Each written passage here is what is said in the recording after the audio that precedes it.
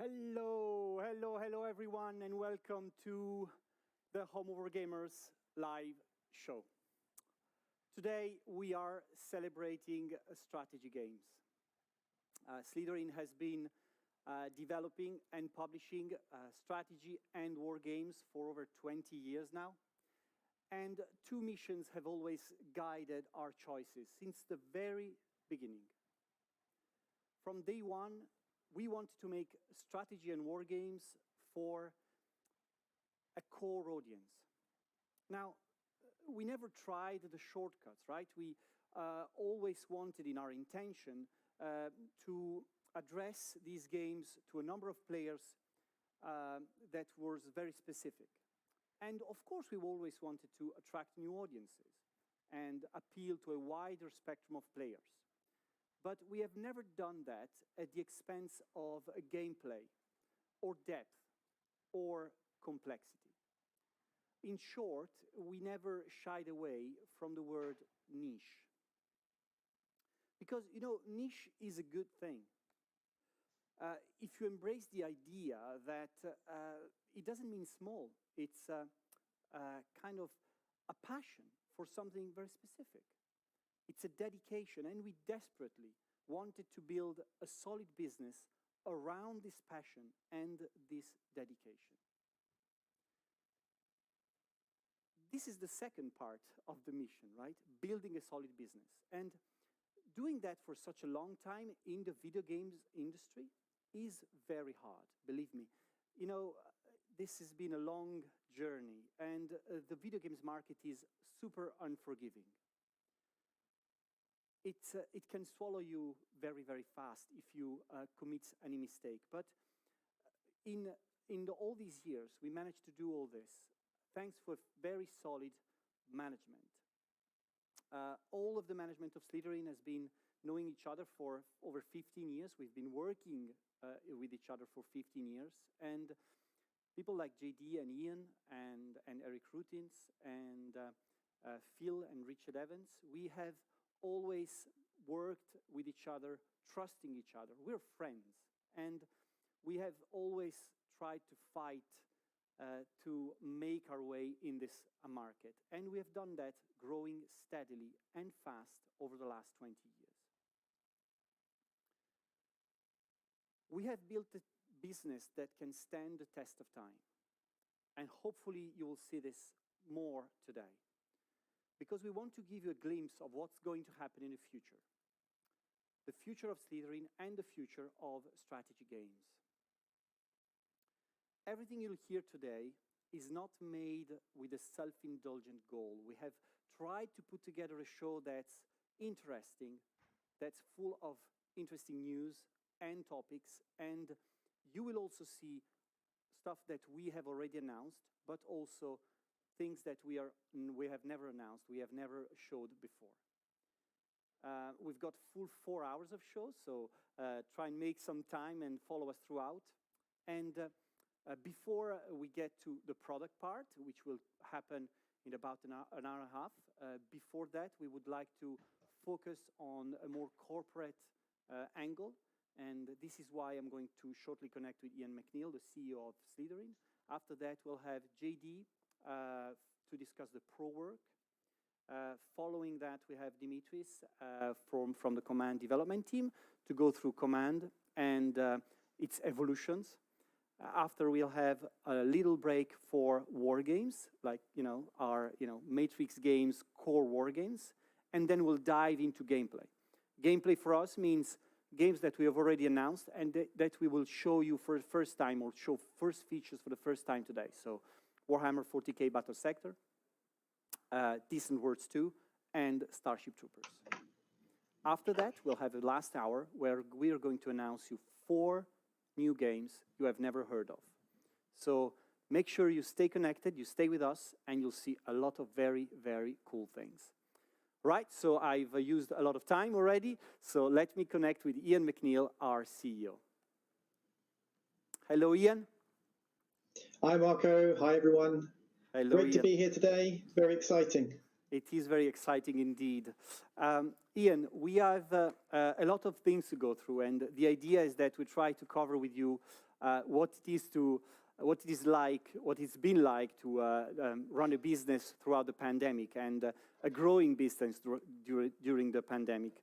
And the first thing I wanted to sort of look at with you was the fact that a lot of new people joined the company over the last year and a half in the middle of the pandemic. No, absolutely. We've added 27 people in the last year, and it's a big percentage growth for us. So it's around a 67% growth. So we're up to 67 full-time people, and that's been a challenge. Onboarding people during the lockdown is really tough. Everything has to be done online. So it has definitely been a challenge, but we've got some great people, and they're already contributing really, really valuable stuff to the projects, and don't know how we do without them now, to be honest. So it's oh, there Marco's got a collage up of some of the new guys that have joined, and it's been a really exciting time. Really, really good to be growing, but really painful to be doing it during such complicated times. Yeah, I think one of the interesting things was to also, as you said, integrate these new people in the staff, because we had processes and stuff that was already happening, and we had to add processes in the meantime. So, what did we learn, in managing a company throughout these very hard times? Well, I think we learned that we'd much rather do it without a lockdown. That's certainly the number one choice. But we're a really unusual company because we do such a wide range of things. So we're a publisher, and that means you need all of the skills associated with that: the marketing, branding, accounts, business development, tech support, and operations team. But then we're also a developer. We have internal development. So you've got your programmers, artists, then web team for running all the websites, plus all the services we provide to the developers. So the multiplayer systems, what we call Play by Email ++ tournaments. Then the IT people for system admins and getting everyone's stuff working. And then we also got the pro side, which is where we're dealing with the professional customers now. And you need a whole different set of skills for that. So we have a huge number of different types of roles and skills. And that's a challenge in itself, even without the pandemic. It's just we're doing so many different things. So that and growing all of that over the pandemic has been tough. It's tricky to add people to teams. There are certain things that work quite well in a pandemic and some things that don't. So our business was already quite distributed. We had a lot of people working from home already. We've got the office in Epsom and the office in Milan, but over half the staff were working remotely even before the pandemic. And so we were kind of set up for it, and we'd already done pre-lockdown tests to check that we had all the equipment and everything was able to connect. So it was relatively painless when we initially went into lockdown. And some things work fine when you've got those processes and procedures and everyone knows what they're doing. It can work well during the lockdown. And some things can even work better because people can just work when they need to. But there are things that are a lot harder. So it's really hard to onboard people. Mentioned that already, but bringing new people into a team is really hard. All those conversations and just relationship building. It's really hard to build those relationships. And so we've started doing things like every morning we'll have a Skype video call with people to try and just get faces to names. So each of the teams is doing their own kind of Skype call and chats.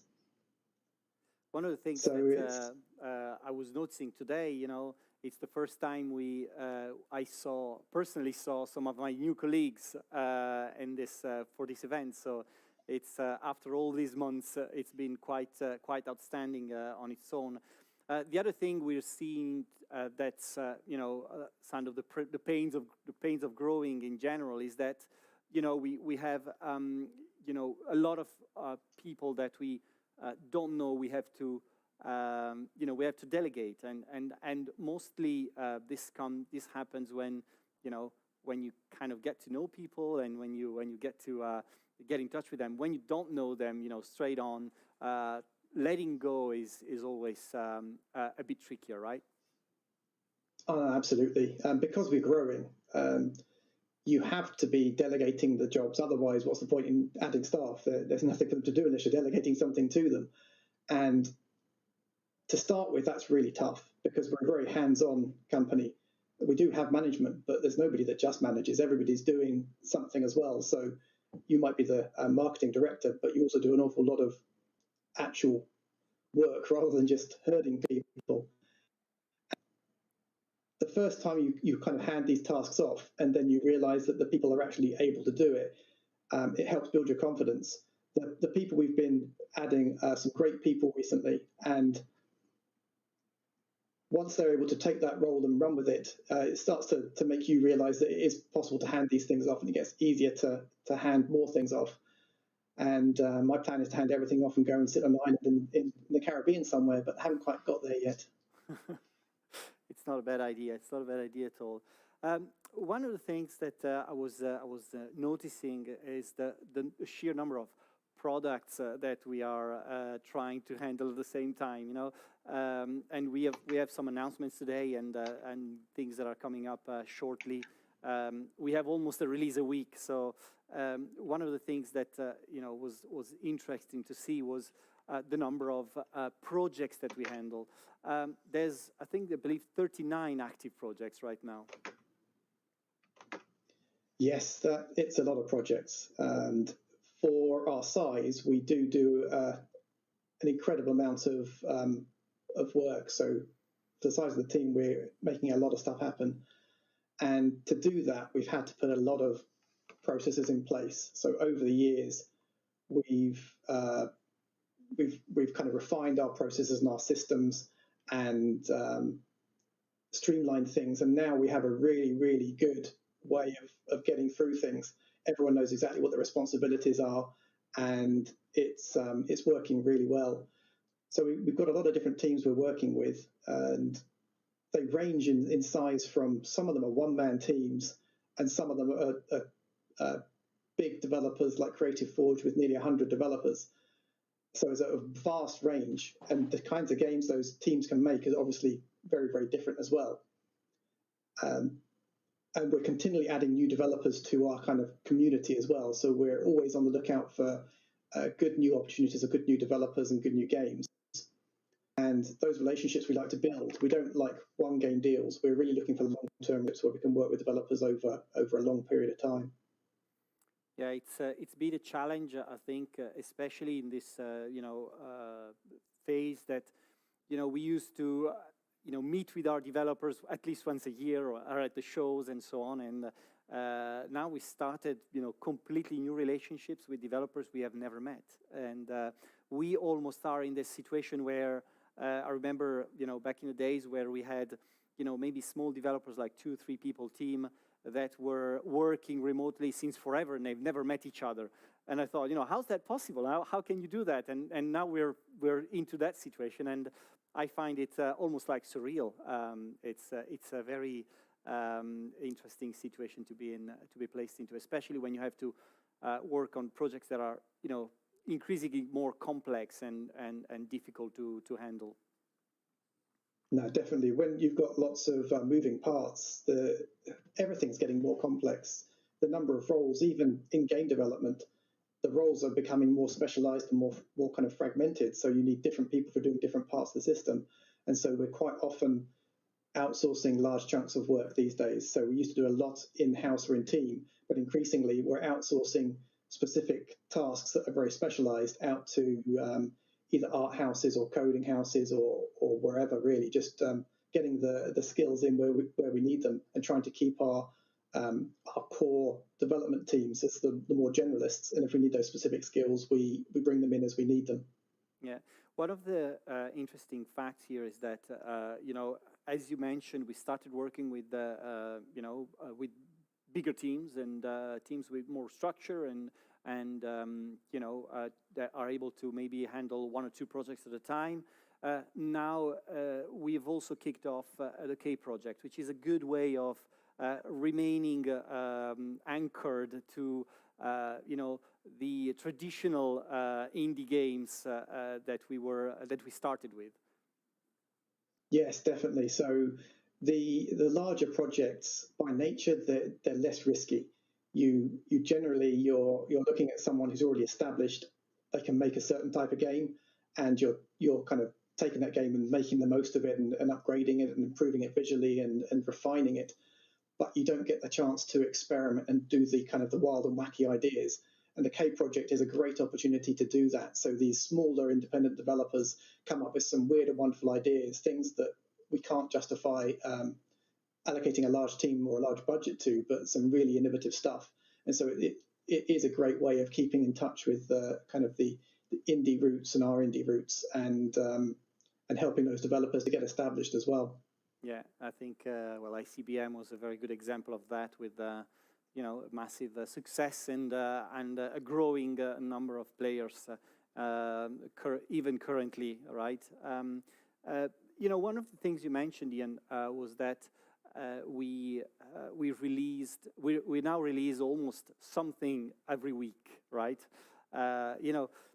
As we said, we have established processes and so on, but how do we manage to release all these things on a weekly basis, as with remote work and all that kind of stuff? Yeah, so over the years we've really refined that process. So we started off we've always had what we used to call a production team. We've now renamed to operations, and the operations team take all the builds that come in from developers, and they put them through various processes, building installers and all those kind of things, integrating with Steam Pipe. And as we're integrating with more stores, Steam, Epic, GOG, there's different processes for each. And so the number of builds is really exploding, as well as the number of games. And we've started off with tracking the builds on a whiteboard. So a few years ago, we started creating a whiteboard and allocating kind of tickets. We had the magnetic whiteboard. There we go, picture. And each of the game builds that came in had we called them tickets, and we stuck them on the board, and they were allocated to a different person in operations, and then they were tracked through the system. And they had different information on them, like the game ID and the build number and all sorts of useful info. And they were being tracked through the system. And it gave a good way at a glance of seeing what was going on and where the priorities were. And you just put your head into the operations team's room, and you could see what was going on there. So that was working fine for a while, but then we started the process of digitizing that. So especially, that would have been no use at all to us during lockdown. Luckily, we'd already made a digital version of PDS before lockdown started. And this internally is used, and every single build that the developers send to us goes into this. And there's a little form that the producers create, and it tracks it through the system. And there you can just see an example of what's currently in the system there as of when that screenshot was taken. So there's builds in various different states, different platforms. So you've got GOG, PC Steam. Then some are complicated because you've got PC Steam, Linux Steam, GOG, Epic. So that game there, when Gladius comes in, you have 6 different builds that have to get prepared. So the amount of work is exploding, and these digital systems really help us to manage the process. And one of the other things we've done a lot of is creating checklists. So there are so many things that can go wrong with a game, and every release we have a post-mortem afterwards, and we look at it and we say, what went wrong, what could have gone better, and what comes out of it are these checklists. And there are checklists for everything. And every time we're going through the different stages on a release, we're going through, and the producer or the marketing brand manager, whoever's allocated on the project, will go and tick these off line by line and check them off. And when they get to the end of it, kind of put their name and sign it, and then say kind of owns that process. And that gets then filed. And it's a really good way of creating some accountability and some to try and make sure these processes run smoothly. What you tend to find, though, is that because games are so complex and the things keep changing, is you keep finding new ways to make things go wrong. So the checklists keep getting bigger and bigger. Yeah, I think that our viewers couldn't blame anything that we are not open. So we're showing exactly what we do every day. To release a game, which is I think very interesting. So it's really going behind the scenes and of our daily lives, really. You were mentioning that there's a lot of builds happening. I think we have a chart here with the number of builds we had in the current. I think this is for 2020, right? So. There was nearly 1,000 builds and patches being built, so that's pretty outstanding. Yeah, these are builds that got released to the public. This isn't just internal development builds. This is 941 actual builds were released. So it's 3 a day. If you count working days, it's closer to 4 a day that are going out. So there is an awful lot going on, and it's not even just recent games. So I was having a look through, and we've actually got. For next week, we've got a patch coming in for Eagle Day, bombing the Reich. Last week, we had a patch for Close Combat Whacked on Rhine, which is 10 years old. And the week before that, we had a Forge of Freedom patch, which is 15 years old. And they're not just minor things. Forge of Freedom, for example, uses Flash, and Flash is no longer supported. And so the developers actually stripped Flash out of Forge of Freedom and created a patch so it continues to run for all the people out there. So supporting games in the long term is a really important part of our philosophy. Yeah, you're absolutely right. I think that the fact that we keep working on games, releasing DLCs is a thing, right? It's part of the commercial life of the products, and we'll see that. But it's also very important that we keep the games compatible and all that kind of stuff, and that's a job on its own. And when you have a catalog of over 200 games, that easily becomes a huge workload on its own. So that's pretty impressive.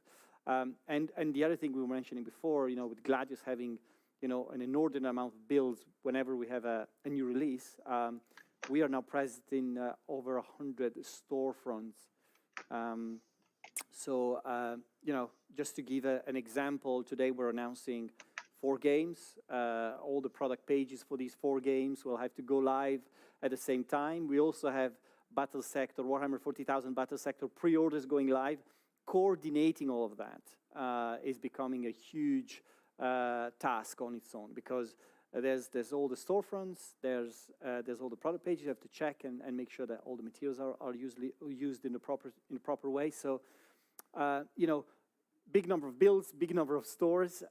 It's almost like growing in out of proportion sometime, and we just realized that we might need someone doing just this, which was something that we would do in our spare time just maybe a year ago. Yeah, definitely. So like you say, when you've got the number of platforms, the number of DLCs, and the number of storefronts, if they're all increasing, then the overall kind of number of things you're dealing with is exponentially increasing.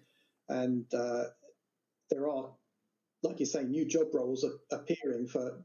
We didn't used to need someone to do this, but now this type of thing is happening so often that a new job is created.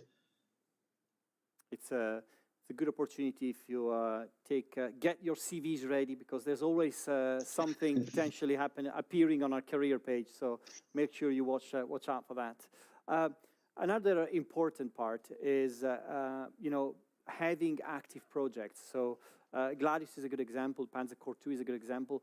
We currently have 12 active projects, 6 of which are over 2 years old. So this means that when a game releases, we keep working on DLCs and more content, is either paid for or free content, and that impacts the shelf life, what we call the shelf life of a product, the life cycle of a product.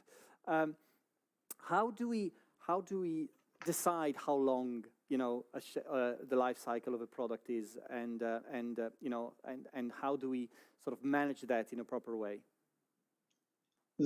Our thinking on this has changed dramatically over the last 5 years or so.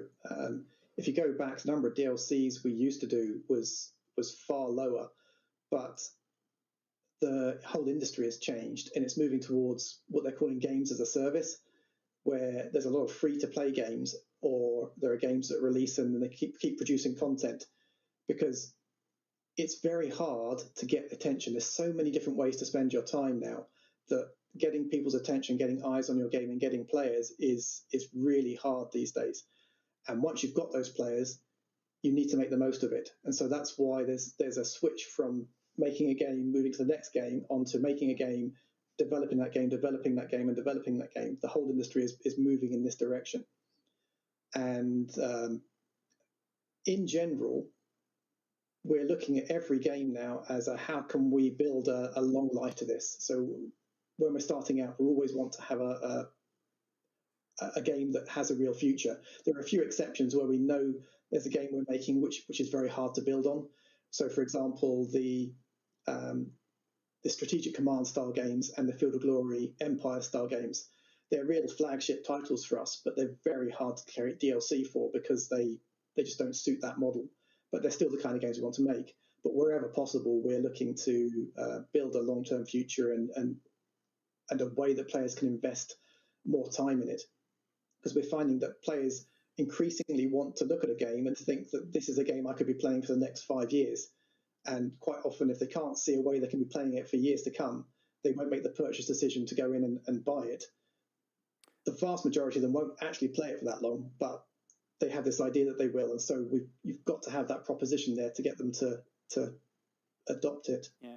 Well, one of the key facts here is that, games like Battlestar Galactica, for instance, or Panzer Corps or Warhammer 40k Gladius had their best year very late into their shelf life. So a Panzer Corps or a Battlestar Galactica, you have to wait 3, 4, 5 years before you get the peak of their commercial performance. This is a very clear testament to the fact that this is exactly what we're talking about, right? The fact that the idea of a franchise that goes on for a very long time. And of course, this impacts dramatically the workload for developers and how the developer structures the way it's working, looking at the future. Absolutely. We're actually having to change the way we structure contracts, because the way we were doing contracts with developers, it was very much focused on we build a game and then we worry about the DLC later. Now we're making sure that the contracts are built with the long-term future of the project in mind.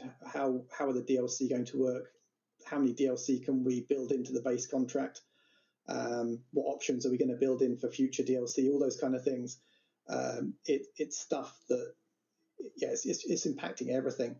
The whole financial situation on a project as well. You still get that spike on day one and the numbers will still drop off. But then every time a DLC comes along, you create a spike for that DLC, but it also sucks up sales of everything that supports it. So the base game will spike a little bit. And then over time, once you have enough of these similar things out there, when a DLC releases, the spike it creates and all the little spikes it creates in the other things end up with the overall revenue actually creeping upwards. So like Mark, I was saying, you can find that your revenue from a game in year 3 is more than you get in year 1. And that's something we're seeing increasingly with games that are fully supported in the long term.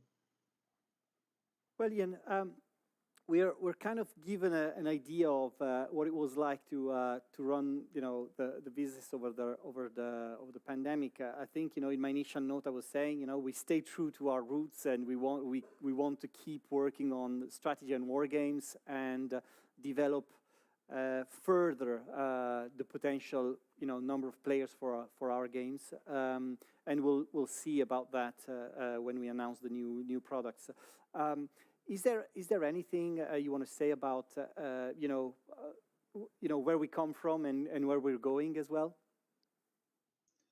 Well, our roots are obviously in the wargaming area. I've been playing war games since I was 6, tabletop war games. So that's really in my blood, and I am a wargamer, and I love playing war games. The only problem with running a computer games company that makes war games is we make almost all the games I want to play, and it's not quite the same playing your own games because you end up finding that you're analysing everything all the time rather than just playing and enjoying it. So what we need is a bit of competition out there, someone else making games so I can go and play them. But going forwards, we definitely plan to continue this. We are making bigger budget games, and we are making some games that are kind of crossing into a more mainstream area. But we absolutely don't want to move away from our roots. We need those deep, hardcore war games that people can progress to. So these more mainstream games are great for getting people into the hobby, but we like to provide that progression where they can start with these simpler, more mainstream games and move into the more deep and hardcore games. And we absolutely plan to support those. And it is harder to find developers making those kind of games at the moment. That's the only thing. So if there are any developers out there making those deep, hardcore strategy games, definitely feel free to reach out to us, because we're always on the lookout for that kind of thing. Yeah. Well, Ian, thanks a lot for joining us in this first part. I'm going to see you later as well, but we'll now move to the next section. Thanks for giving us all these insights and for sharing a little bit of a peek into what Slitherine's day at work is, and we'll see you later. Thank you. Thanks, guys. Speak to you later. Right. So, we've seen how our operations team works, and how what the checklists are and all that kind of stuff. And I think that, as I said, when we started about a half an hour ago, I think we really want to give you insightful information, and you might think that you might have questions about these things. And remember that we also have a weekly meeting at tea time on Thursday at 4 o'clock UK time every week on Thursday. If you have questions, if you want to be part of the close community and so on, just don't hesitate and join us, because we've got a nice appointment there. So before we move on, I would like to introduce you to the next section. The next section is about the pro work. We have JD McNeil is going to illustrate what is that we're doing into this area, and we are going to guide you through a little bit of an insight on which are the key projects we're following. Although we have so many, it's going to be hard, within the time frame. But we really want to give you that insight, because it gives you an idea of an extra layer of things that happens within Slitherine every day, every week. So without further ado, let me connect with JD McNeil. And he's in Epsom, I guess, like Ian, and we'll chat about the pro work. Hello, JD. Hello, Marco. Live from the war room. Yes, indeed. And I've just been brought back in time to when Ian was 6 years old and we were playing war games. How remarkable. That's absolutely true. I mean, we've been talking about war games for a long time now. JD, we said about commercial releases and all that kind of stuff, and an extra layer of things that happen recently within Slitherine is, what we're doing with pro clients. Can you give us a little bit of a sort of a story of what happened, in the pro work segment of the company over the last 4 or 5 years? Yeah, well, so let me give you a bit of a background here about how all this began. It now seems like a lifetime ago, but back in 2016, I received a call from a guy telling me he was speaking on behalf of the Secretary of Defense for the United States Air Force. I initially thought this was someone taking the pee. It was a hoax call. But as he started to speak about one of our older games, which some of you guys might know, Harpoon, it soon became clear that he was for real. He wanted to know if Harpoon could be utilized by various departments of the United States Air Force for research, analytical analysis, wargaming simulations, and so on. So we talked for some time, and during our conversation, I thought I should introduce him to command. And before long, he was frankly blown away by the potential. To cut to the chase, he asked if the Pentagon could send over an analysis team to be led by an Air Force Major General I later looked up this guy to check his background out, and it was frankly phenomenal. He was commander of the Joint Task Force of the Southwest Asia, commander of the 9th Aerospace Expeditionary Task Force, and as a young guy or a young pilot in Afghanistan, he was a flyer of the F-15s, which is part of the kit in the games. So when they came over, he brought with him a team of 4 guys, and they spent a week with us. It didn't take very long for them to get really interested in command. And as a result, we were invited to visit the Pentagon. Wow, this turned out to be a truly momentous occasion. And on the day that we presented in the main conference room, it was full of the top brass, the research officials, the analysts. Talk about exciting it was. We obviously had gone down very well, as the following month they sent across a team from the Air Force Research Laboratory. This is AFRL, which is a big name for us now. Plus, they sent some of the analysis guys from the University of Dayton Research Institute. And this was all to discuss the requirements that they needed from us. So the next thing, we were invited to visit the University of Dayton Research Institute, the UDRI. And this is based in Dayton, Ohio. And it's right next door to the Wright-Patterson Air Force Base. And they are now one of our clients. It's the oldest and the largest military aviation museum in the world. And we were taken on a VIP visit. And I'll never forget the excitement of Dimitris. At the end of the tour, our host commented that he had learned more from Dimitris in the last few hours than in all his previous experiences.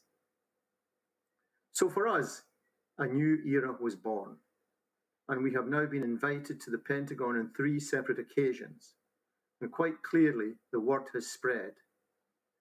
We are now currently working with 130 different militaries and military contractors across the globe, with a further 45 potential clients now in discussions. So, however you might have guessed that the work that we do with certain nationalities is, quite recently I was connected by one of those who asked for a copy of our source code. And just to check if he was real or compatible, I said to him, well, we would be prepared to send you the source code if you pay us $40 million immediately. You can imagine where these came from, by the way. So within 2 hours, they had responded, and they got back to me offering $2 million for an initial download payment. You can imagine what happened then. Nothing. Of course, but that's gives you the measure of the interest around the command and some of the pro stuff we're doing. You mentioned earlier on, one of the first contacts we had was with the AFRL. AFRL is the Air Force Research Laboratory. What type of relationship do we have with them right now, and how they're using command? Yeah, well, so to bring up the AFRL, we were initially placed under contract with the University of Dayton Research Institute, who were providing various levels of support for the United States Air Force. And they were bombarding us with a range of questions for specialist features. This presented a whole host of new challenges, and we were no longer just selling video games to individuals, but rather to various departments of the United States Air Force. So we had to come up with a whole new business plan. So instead of selling the games, we settled on licensing the products on an annual basis to these different departments, with the costs based upon the number of users, and this in turn sparked a whole new range of requests for upgrades and capabilities, all able to be run in a classified environment. And this is where the malleability of command really came to the rescue. For example, the Monte Carlo capabilities in Lua scripting, which we had created, have been hugely successful, providing automated editing and the ability to export data and events in real time. With the Lua scripting, our users can create experimental units, test ideas, operate cost controls, measure fuel consumption, and they replace all of our data with classified secret values, which we will never be allowed to see. A classic example of this capability is that one of our customers has just run a project 200 quadrillion times headlessly. So we have now been placed on a 2-year contract with the Air Force Research Laboratory at Eglin Air Force Base in Florida. So that gives you a bit of a background into how we got there with the Air Force. It's interesting that you mentioned different areas of use of command, which are completely sort of almost divergent from each other, and how every client uses command and other software is totally up to them. They can come up with ideas that we didn't even think of. One of these examples is, we talk about the Air Force, which is, an interesting example. Another example is the U.S. Marine Corps, right, where we have, more of a kind of a different use of command there. Yes, indeed, Marco. In fact, the Marine Corps are probably, I would say, just about our biggest individual client. There are so many different divisions of the Marine Corps. We've been deeply engaged with them for some time now. And we were recently appointed on a major initiative via KBR. Now, KBR are one of the foremost US military contractors, and we have now just completed phase 1 of this contract. The Marine Corps have been across to visit us on several occasions to discuss and plan out a whole range of new requirements, which include the implementation of land warfare being incorporated into command. They also commissioned, for example, the multiplayer capability, which has now been successfully completed and is now available to all of our military users. We are still heavily engaged with various departments of the Marine Corps, and currently we participate on a weekly meetings basis to manage the progress and discuss implementation of their further requirements, which, as you will no doubt understand, I cannot share with you. Of course you can, but it's interesting because I've seen this picture, for instance, I'm showing now. I don't know if you've seen this. The picture of the big hangar with all the use of command being projected on the floor and so on. It's stuff that we couldn't have even dreamed of when we launched command for the first time. It's really interesting to see how everyone finds a different way of using the product. That's interesting. But command is not the only product that is being used as from professionals. Can you tell us a bit more about how other games are also used? Yeah, well, that comes back to a different division now of what we're doing. We're now turning to the UK. So we are also now under contract with the UK Defence Science and Technology Laboratory, known as DSTL. And we are just coming to the end of our first 2-year term, which has frankly now been extended. And we are also in the final stages to extend this contract indefinitely. I have already mentioned our relationship with the US partners, but we now have a similar relationship with DSTL. And prior to the COVID epidemic, we were frequent visitors to Portsdown headquarters, where they are based, and we often have visitors coming to our offices.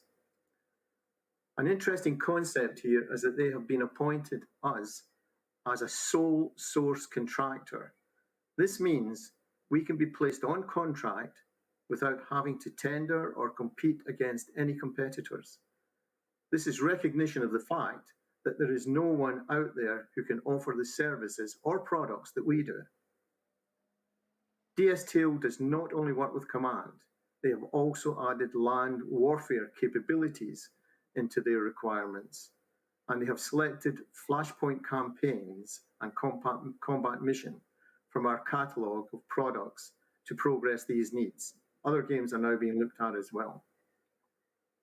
A very satisfying factor in our relationship with the UK and the US militaries is that we've been able to introduce the various contacts with whom we are working, and a level of collaboration now exists between them.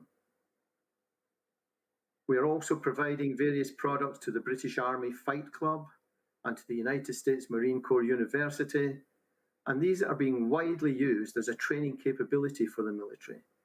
And interestingly, this capability is now spreading, and we are now in negotiations to expand these services to other nationalities. And interestingly for you, Marco, the latest one we're speaking to is Italy. Yeah, you're right, you're right. The concept of the Fight Club, for anyone who's out there and is not familiar with it, it's a pretty recent, collaboration that started off the ground from the Combat Mission game, and it's been spearheaded by Lieutenant Colonel Arnell David, and it's a group of military members of the military, UK military, that is developing the capability of the personnel to actually use war games in a professional environment for training, for analysis, and so on, in a more community-friendly base, not in a super heavily structured base, but as in a community. So they're using social networks and so on to actually spread the word about use of professional wargaming. And as JD said, this is also spreading into other nationalities like Italy and other European countries. There's a US version of it, very soon. So it's like, it's almost like a cultural shift that we started 4 or 5 years ago with Command, and is now, spreading across all the military. JD, I think this is the real key factor here, right? It's that we are almost growing a generation of war gamers within the military these days. It's absolutely true, Marco. And the personal relationships that we have with some very senior members of the military has been paying great dividends. They've built up a confidence in us that we can carry out the work tasks that they require us to do. And they're continuously giving us pats on the back. Sometimes they pay us as well, and that's quite good. But no, it's been a very successful enterprise, and it's one that the team enjoy doing and being a part of. Yeah. So no complaints about the military stuff at all. No, I think one of the things you were mentioning, JD, is that of course, Command is is the main product here, is the main project that we're using to attract potential clients.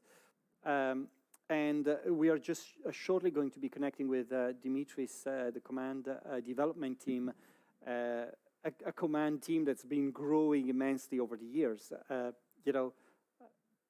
We're going to go through, the product stuff. I think Dimitris has been instrumental to all this growth, and his team, of course. But he's, as he was saying, when he went to the Wright-Patterson base, he knew more about it than anyone else. Yeah, he did, and to be honest, it was quite embarrassing.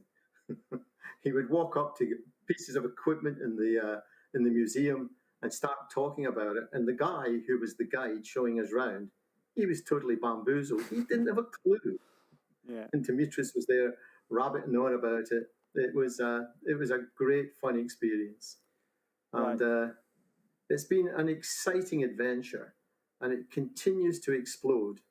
And I have to say that the main hero of all of this has been Dimitris. As I've said already, his knowledge and capabilities in this sector are second to none.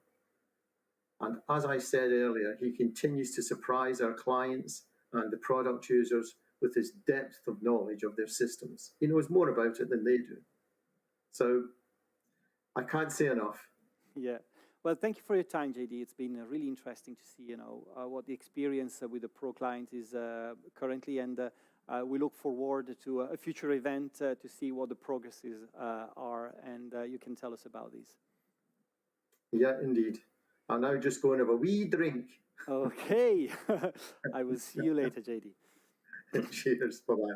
Well, thanks, JD. I think this gives you an idea of how much stuff is happening, and this was to give you also a wide picture of all the things that we are managing to handle at the same time.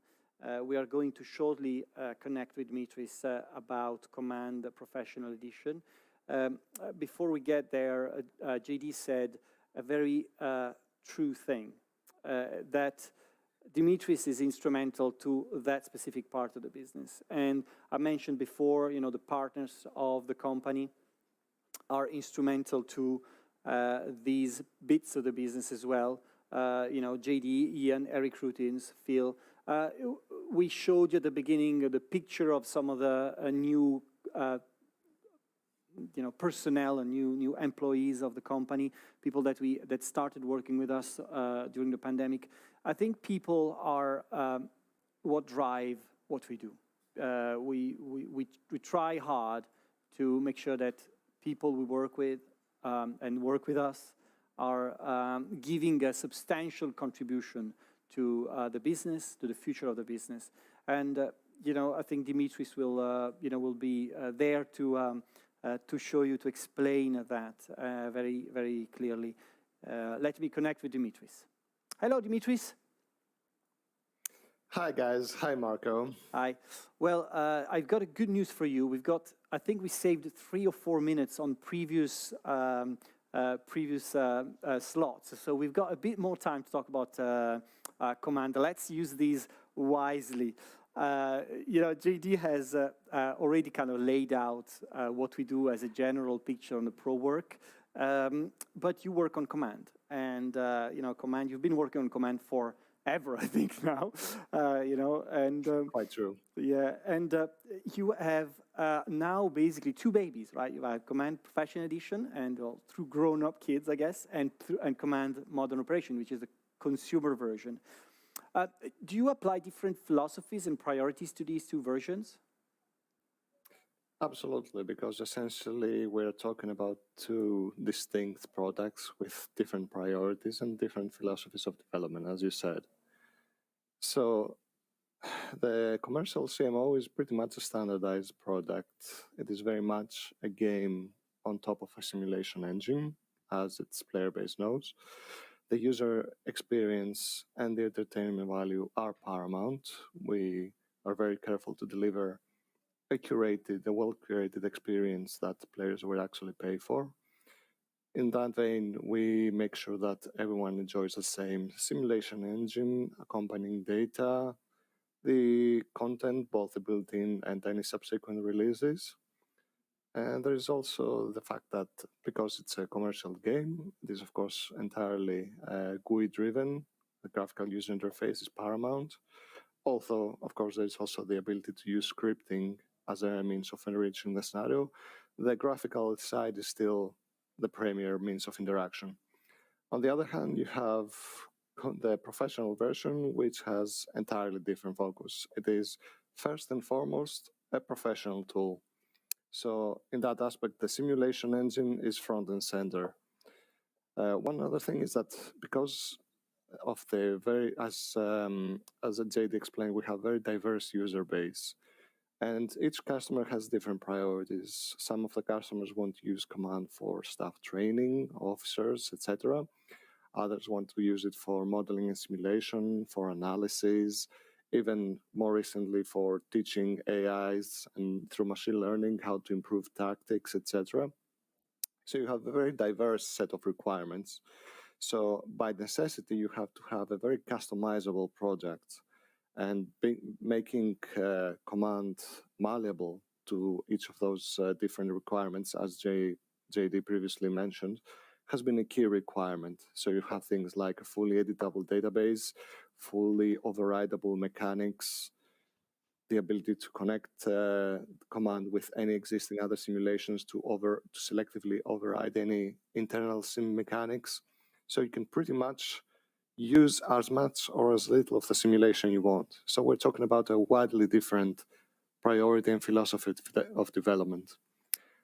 other differences. So, for example, command by necessity must be highly automated in order to be used in a professional context. You must be able to run analysis 100,000 times, 100 million times, or as JD mentioned, 200 quadrillion times if necessary. So very different interfaces, completely headless mode of operations, the ability to run in parallel in massive quantities, stretch out to big heavy iron data centers, be able to export massive amounts of data during execution so that you can then run an analysis on them. So all those priorities do not exist on the commercial version. So we're essentially, although the product base is common, it's essentially springing from the same tree, you're essentially talking about two wildly divergent and parallel development paths. It's also worth noting that you're doing this event whilst preparing for one of the biggest releases of your life. Command Professional Edition 2 is releasing at the end of this month, which is a major milestone for Command itself, for the team, for the pro clients. What kind of, what did you come up with, in terms of new features for Command Professional Edition 2 releasing at the end of this month? We are positively electrified, I can say that. If you remember, our initial professional release was back in 2016, as JD explained, and I can say with confidence that this is by far the biggest pro release. So there are various different vectors of improvement. So for general usability, Command Pro 2 gets all the goodies of Command Modern Operations. So anyone watching this, you remember what a big deal our 2019 release of CMO was in terms of user interface, usability, all the new maps, all the user interface improvements, everything that made CMO the runaway hit that it was. Then you have additional features that are unique to the Professional Edition, like, for example, the ability to run without administrative powers, a big win for high security systems, obviously. Offline maps, so a user can install Command Pro on a system completely isolated, no need to connect to the internet for any content. And other goodies like easy migration of existing scenarios to new databases, things that our professional customers really care for. On the simulation side, again, CP gets all the simulation improvements of CMO that our regular players are well familiar with by now. And again, new goodies like a completely new energy-based model for missile kinematics. So anti-air engagements are much closer to what you see in detailed documentaries and expert opinions. Vast improvements in ballistic missiles and ABM interceptors. Vast improvements on ground operations. JD already mentioned that a lot of our work is currently together with the Marine Corps, and for their needs, we have vastly expanded the scope of ground simulation modeling, including distinct ground units, no more substitute of sort of mobile facilities. We are introducing a vastly improved terrain data set, 10 times more detailed than the existing one. Plus new systems like, for example, passive radar, a completely new system which is quite important for modern air defense operations, quite effective against VLO targets as well, and a few other things. On the analysis side, we're offering brand new capabilities. The headless edition, the command line interface, can now be used both in Monte Carlo and interactive mode. So this has been a huge request by our professional customers. They wanted to be able to have the same flexibility to start, stop, query the simulation state, change anything at will, the same capability and flexibility that they have with the GUI client, but on the headless one, which is much more performant and allows massive parallel execution. So finally, they're getting that. Other things like the massive increase in raw performance. So anyone who has moved from the old CMano to CMO I'm pretty sure you're familiar with a jump in performance and CPU usage. So this is also now coming to Command Pro, and a few other benefits for better automation. So overall, we are talking about our biggest release, and it's not an exaggeration to say that we are absolutely ecstatic with what we're offering to clients. And every preview customer who has had a chance to evaluate the new version so far has shared that feeling. It's pretty outstanding what you managed to achieve with your team, and I guess other than not sleeping at all, there are some secrets in keeping these two beasts living alongside each other. How do you do that? I mean, is that a difficult balancing act to switch between the different versions, and what is that these two games have in common, and what differs and what can you work on simultaneously? How do you balance the work on these two incredibly detailed products? It is a balancing act indeed, especially when headlines loom. The different focus and priorities gives us a lot of flexibility in how we manage the development process. It is very rare that we will be working on the same aspect of the product or the simulation engine concurrently on the commercial and civilian fronts. Commercial and professional. So while we may be working on some new simulation feature on the pro side, concurrently we may be working on a new user interface structure on the civilian side. So this allows us a lot of flexibility in how we manage and balance them. The other factor is that with the increased workload that we have and the increased clientele, we've been able to significantly expand the team size. So we've taken additional people, very bright people with which I'm proud to work. And our available bandwidth and overall team velocity has increased. And I think this has been quite evident on the production rate and our output rate, both on the pro side and also on the commercial releases. We are able overall as a team to achieve much more than we could before.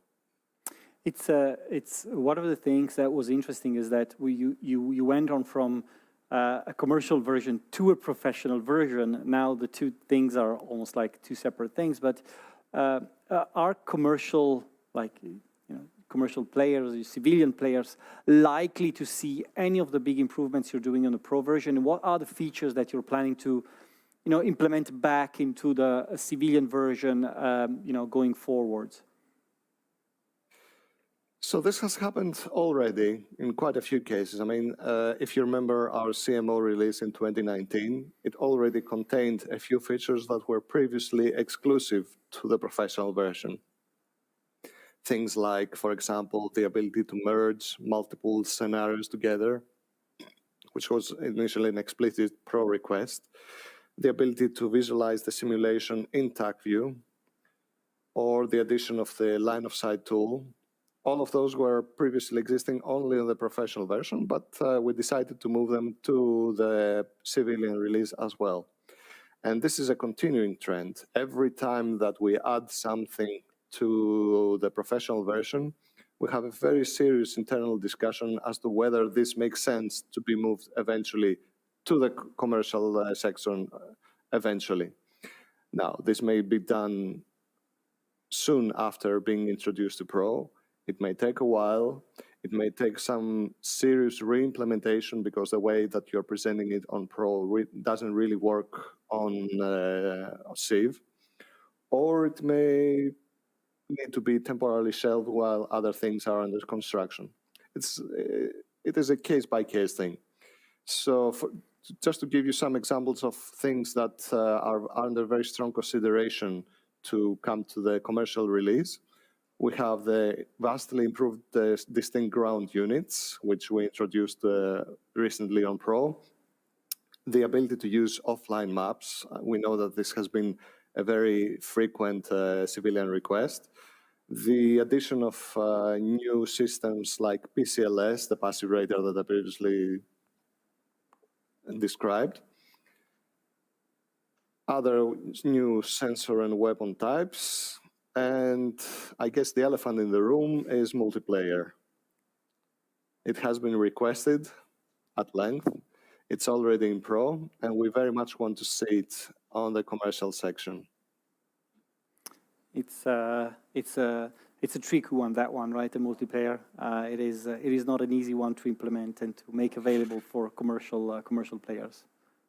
It is very challenging because of the way that Command operates and of the scale that most scenarios operate. Yeah. You think of a game like, I don't know, Fortnite, where you have 100 players shooting at each other.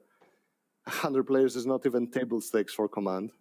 Yeah, it's so big. It's very hard to explain. Sometimes, you know, we find it hard to explain how difficult it is to implement something in a game to our players. You know, they request a feature. They say, "Oh, come on, it's easy." But you know, sometimes it's hard to explain them. I think this is kind of patently super hard. So I don't think they will hold you responsible for delaying that feature, Dimitris. On a final note, Dimitris, it hasn't stopped us from tackling it head on. Yeah, no, absolutely. And one last thing, Dimitris, is, you know, I wanted to, you know, quickly touch base on, you know, you've been working on Command for a very long time, and I think that, you know, you've showed that the evolution of a product, you know, never mind the complexity of the product, can still happen if you have ideas and ways of improving a product. What is it that you're most proud of over the years that makes you think, you know, really this is something that I think I'm super proud of and I want to share with my players? When we see it have a real impact. Yeah. On discourse, on defense matters, when we get feedback from people who were previously unaware on a specific subject or poorly informed, and they come back and they tell us that their understanding of a specific issue has radically improved because of their experience with Command. This is the best kind of recognition, together, of course, with the high praise that we get from our contacts in the professional world. It must be something that is still, you know, exciting you even after all the praises. You know, every extra praise is really exciting for the team, and I think that the fact that the team has grown so much with really passionate people that you managed to onboard is a testament of the fact that Command managed to grow a community of fans that's not only, you know, passively playing the game, but it's also contributing massively to the success of the simulation, which is great. Oh yeah, the community has been incredible. Yeah, just incredible. Thank you very much, Dimitris. We'll sure get back to you whenever there's you know, an opportunity, and you know, to celebrate the release of Command the Professional Edition 2 at the end of the month. You'll update us on how it went in beginning of June, so that we'll see how much more relaxed you are after the big release. Well, there will always be something to look forward to. Of course. Thank you very much, Dimitris. Thanks, guys.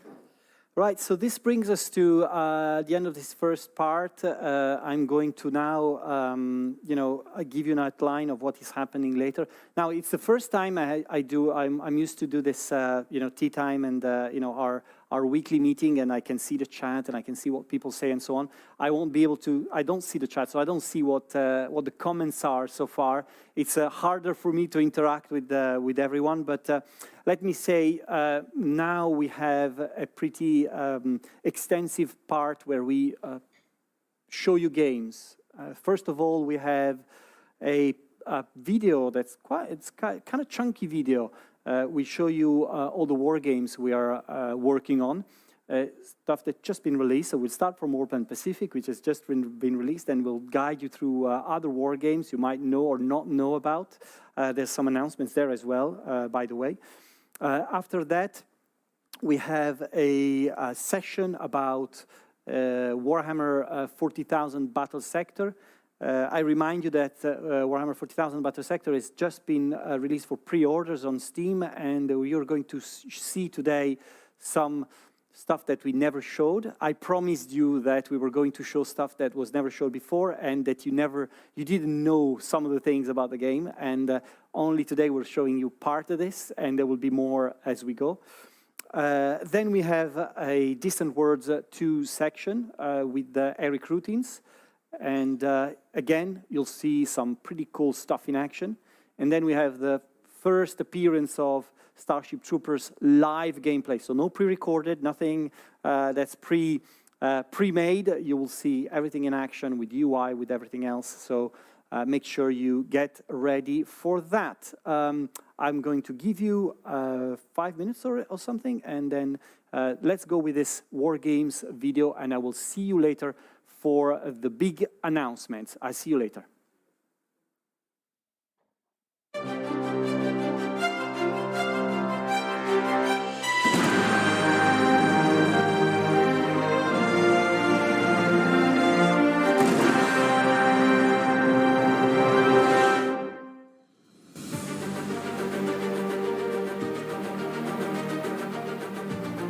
Hello, fellow Wargamers. This is Alvaro Souza, developer of Warplan and Warplan Pacific. Today, I want to talk about some of the player favorite features of Warplan Pacific. First off, we have that now every naval group is its own capital ship. So battleships, battlecruisers, aircraft carriers, and light aircraft carriers are their own naval group. Second is specialties. We expanded specialties to include land, sea, and air. Third is hidden naval forces. Hidden naval forces means that some of your naval forces aren't seen on the map. You need to use communications intelligence, which is a new feature, to reveal them, increase their detection level, and increase the chances that you can engage them. The map is 50 miles or 80 kilometers per hex, which makes the game very playable with the easy-to-use menu system of Warplan. The game is really nicely designed to generate anxiety and deep thinking strategy for players to enjoy the Pacific theater. You're up against the clock for objectives as the Allies and the Japanese. You need to know how to hold on to an objective, when to let it go, when to defend the next objective, because the game is based on victory points. At the moment, we are studying your posts to figure out how to balance the scenario better and how to remove any other possible bugs that we have in the game. The beta testers did an amazing job at helping me make the game much better than it initially was, so I thank you all. I hope you enjoy Warplan, and hope to see you on the forums. Hey, hi, I'm Bill Hardenberger. I'm one of the Combat Mission Cold War game development leads. First of all, Combat Mission Cold War is a sandbox war game. Now, sandbox actually implies that there's flexibility within the war game. So you can use multiple terrain, multiple types of equipment, and and create situations on the fly, and that is done in Combat Mission Cold War by representing multiple years in the base game. So we don't just represent a small slice of time like most of the previous games, or even within 1 year. We actually represent the years 1979 to 1982. The U.S. equipment represents, we have a wide variety of equipment, from M48 tanks, M60s of all marks, M60A1s, several versions of that, M60A2 and M60A3. The Soviet equipment ranges from T-55s, T-62s, T-64s, all the way up to T-80s, including the T-72. And, of course, multiple BMP-1 and BMP-2 models. Now, that's just an example of the variety of equipment that this game provides, and there's much more in this game than just what I've identified there. Also, the terrain that's available within the game is varied as well. So we don't just include the West German terrain, around the Fulda Gap. We also include National Training Center's desert terrain within the game, within the base game. So with those two types of terrain alone, there's a lot of scenarios and a lot of situations that can actually be represented within this game. Also within the game is, for the first time, are cluster munitions. Now, cluster munitions are actually represented DPICM, dual purpose improved conventional munitions are represented within this game, and it's a game changer, to be honest with you. I mean, that weapon system, whether it's airdropped or artillery, is a fantastic addition to the combat mission game. Hi, this is Lance from Yobel Wargames. I'm here to give you a quick development update on where we are with Valorant Victory. So we've been in beta testing for about 2 months now, and we've been getting some great feedback from our community of beta testers, and we've been trying to incorporate as many of their ideas into the game as we can in the time we've got left. I've also had a musician recently look at all the sound and music in the game, and he's basically totally revamped our sound effects and music. We've got a new theme tune, and it sounds really, really great now. So looking forward to getting some feedback from our beta testers when they get to hear that next week. We've been using the scenario editor pretty much constantly now to test the game out. It's really great. We can basically put together a quick scenario in a couple of minutes, and it's instantly available in the game. That's been really great for us to test, and it's great for creating new scenarios from our beta testers. What left to do is to fine-tune the AI we have in the game. It's pretty good right now, but it could do with some improvement. We want to translate the game as well, so we're hoping to have support for German, French, Spanish and Russian when the game first launches. We've still got the manual to write, and we're going to try and incorporate as much more beta feedback as possible into the game. But it's looking pretty good now, I have to say. I'm really happy with where we are, and it's a great foundation for the game going forward. So looking forward to getting the game out there and to see how you all like it. Thank you. Bye. Stalingrad is the new flagship of our WeGo World War II game system. Built on the framework of Desert War 1940-42, this is a hex-based wargame depicting the German attack on Stalingrad between July and November 1942. It is playable by both sides with hot seat AI and play by email. Like Desert War, it uses a WeGo system in which both sides plan their moves, and then these moves are executed simultaneously. At the start of the next turn, the player can then watch playback of what happened before assigning new orders. The WeGo system, combined with a comprehensive fog of war capability, really replicates the challenges of decision-making for World War II army commanders. As with Desert War, Stalingrad includes air, naval and ground assets that can influence battle outcomes, logistics support and intelligence collection.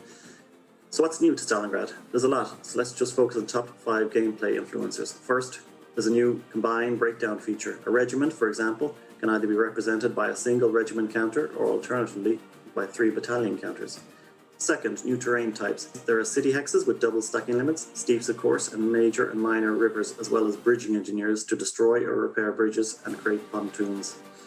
Third, night turns. We've added penalties for conducting operations at night, as well as night-capable units, so that the Russians can successfully conduct night operations as they did historically in a way that the Germans could not. Fourth, an enhanced logistic model. We've added air transport to supply encircled units, replacements so units can regain strength, the ability to assign divisions to different corps to help ease command control and shorten lines of communication. And fifth, there's an AI staff assistant so that you can order the AI to take care of ordering your attacks, assigning your artillery and air bombardment. Finally, a bonus. There's a campaign feature so that you can follow the progress of a single division through a series of multiple connected scenarios. We hope this capability will enhance the immersion of a player by connecting them directly to the trials, tribulations, and success of their division. Our current state is that we are in alpha, and the scenarios are 2/3 complete, and we hope to start beta soon. So if you're interested in helping, keep an eye out for further future announcements. Good day. I'm Jason Pether from the Campaign Series Legion, talking to you about Campaign Series Vietnam 1948 to 1967.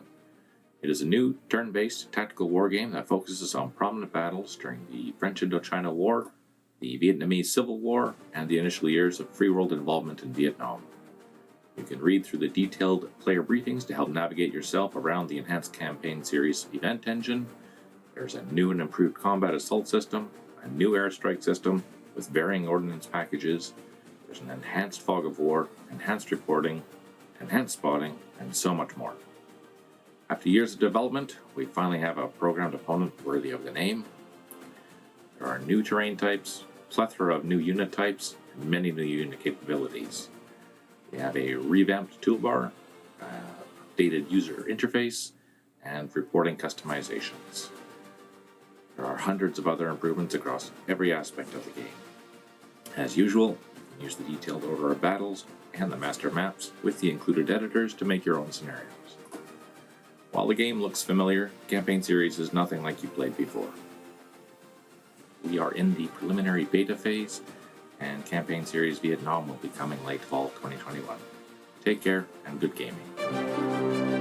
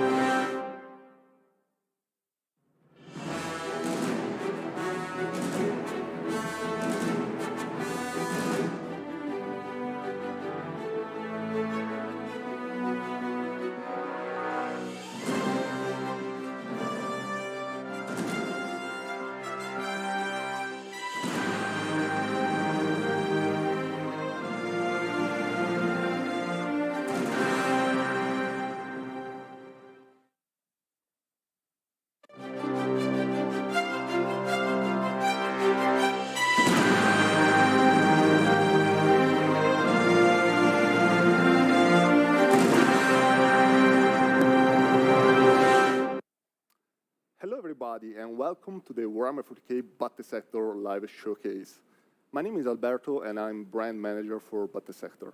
To my left, here's Paolo, who is our global PR manager.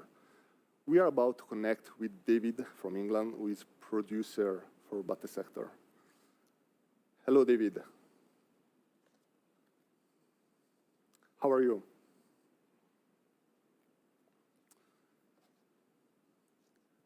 All right. So before we get to the gameplay and the new features that we want to show, there are some news that we want to break to you. The first one, as Marco already mentioned, well, we opened pre-orders for Battesector. So the game is now available for pre-order at 10% off discount. It's available on Steam, Slitherine, Epic Games Store, GOG.com, Humble Bundle, Fanatical, and many other stores. So there's no better way, there's no better time to get Battesector than now. The second news, well, we have a release date finally. The game will be out on July 15 on PC, PlayStation 4, and Xbox One. So, David, how is the beta doing? What kind of feedback did you get from the beta? First of all, can you guys hear me now? Yes, we can. Ah, good. There we go. So the beta's running well. Thank you very much. We've got a few hundred guys in there who've been really useful, really helping us make the game the best thing it can be. So we've been working with the dev team to basically walk through the game with them, take on their feedback and feelings about playing it, and just basically kind of tweak the game now at best, so that when it gets into everybody's hands, it's the best situation it could be. Awesome, awesome. We actually got a lot of amazing feedback from the content creators and influencers that we sent the game to. There's a lot of coverage on it on YouTube and Twitch. Actually, if you want to see more of the game, we just sent out a new demo containing 6 missions. So if you go on YouTube and Twitch in the next few days, you'll see some pretty exciting new missions. But yep. Yeah, today though, we are going to show you, as already mentioned by Marcos, some new exciting features that we have never shown you before. So David, what are these features that we're going to show and talk about today? So, well, people have seen the previous streams of Battesector from standalone missions. They could take a fixed army, play those missions, and play through them. It's kind of the first few missions of the campaign and shows kind of how those missions link together. So one part of that we're going to show you today is the whole army management and army upgrade system. And then also we're going to show you the kind of glamorous side of shit. That sounds great. All right, so we don't have much time, so let's get on with it. What about the army management system that you mentioned? What is it and how does it work? So, people and tabletop, half the fun of Warhammer is math hammer and building your armies and theory crafting your armies together.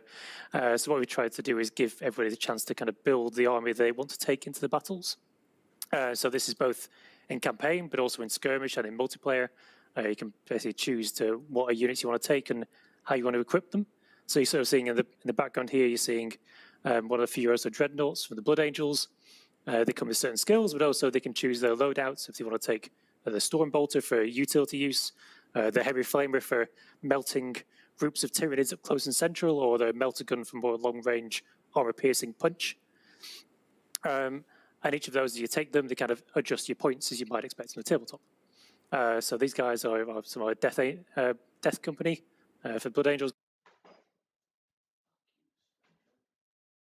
Guys, they are assault troops sent in to die. They are assault troops sent in to die as they should do already. And these guys from one of my own multiplayer teams of 1,000 points crew, and these guys are equipped with chainsaws and hand flamers designed to jump in there and melt face and kick ass.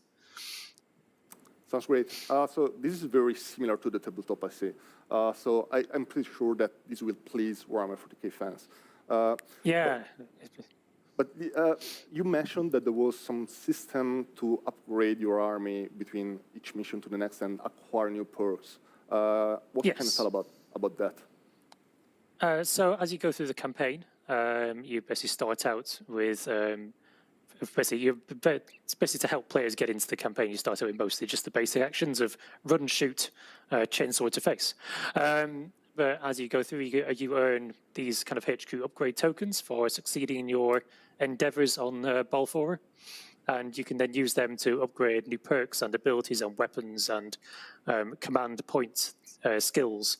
So you'll see here, this is Sergeant Carleon, who's kind of our chief protagonist, and he's unlocked in the middle there. He's Assault Cannon Strafe, so he can use command points in the middle of the battlefield to call down Storm Ravens to gun down Tyranids. And this is his kind of right-hand Sanguinary Priest, Brother Arturo, and he's more focused around healing and morale and momentum, but also he kind of can help beef up the aggressors of the squads with that kind of hail of fire ability, letting them put down thousands of Storm Bolter rounds. All right, sounds great. The main feature that we want to show you today is the photo mode. What is the photo mode, David? So anyone's played Black Lab Games' previous game of Battlestar Galactica Deadlock, and know one of the really cool things about that is that at the end of each round, at the end of each turn, you can go back and look back on the previous turn and set up some really cool shots with your spaceships in orbit. The developers are really keen to bring that, even though this is an I Go, You Go game rather than the We Go game, bring it in there and still be able to get a real sense of awe and wonder and beauty from some of the really good models they've made. All right. So photo mode lets you do that. Cool. All right, so today we're going to show you how to capture a real cool photo mode grab. So here is now Paolo maneuvering the camera. So David, explain to us how it works, please. So this is basically just a set mission save we have from Breaching the Heaven Wall, which is on one of the previous versions of the game people have been playing. So here Paolo's got some Blood Angel to come involved. He's going to hit end turn and let the Tyranids take their turn, and then during that we're going to take an opportunity to grab a snap. I think Paolo would have set up some very sensible Overwatch zones. Here we go. There we go. All right, so Paolo was very quick at pushing that backspace button, so now we have a potentially very cool scene that we can edit in the photo mode system. So let's have a look at the various settings that you can tweak in the photo mode feature.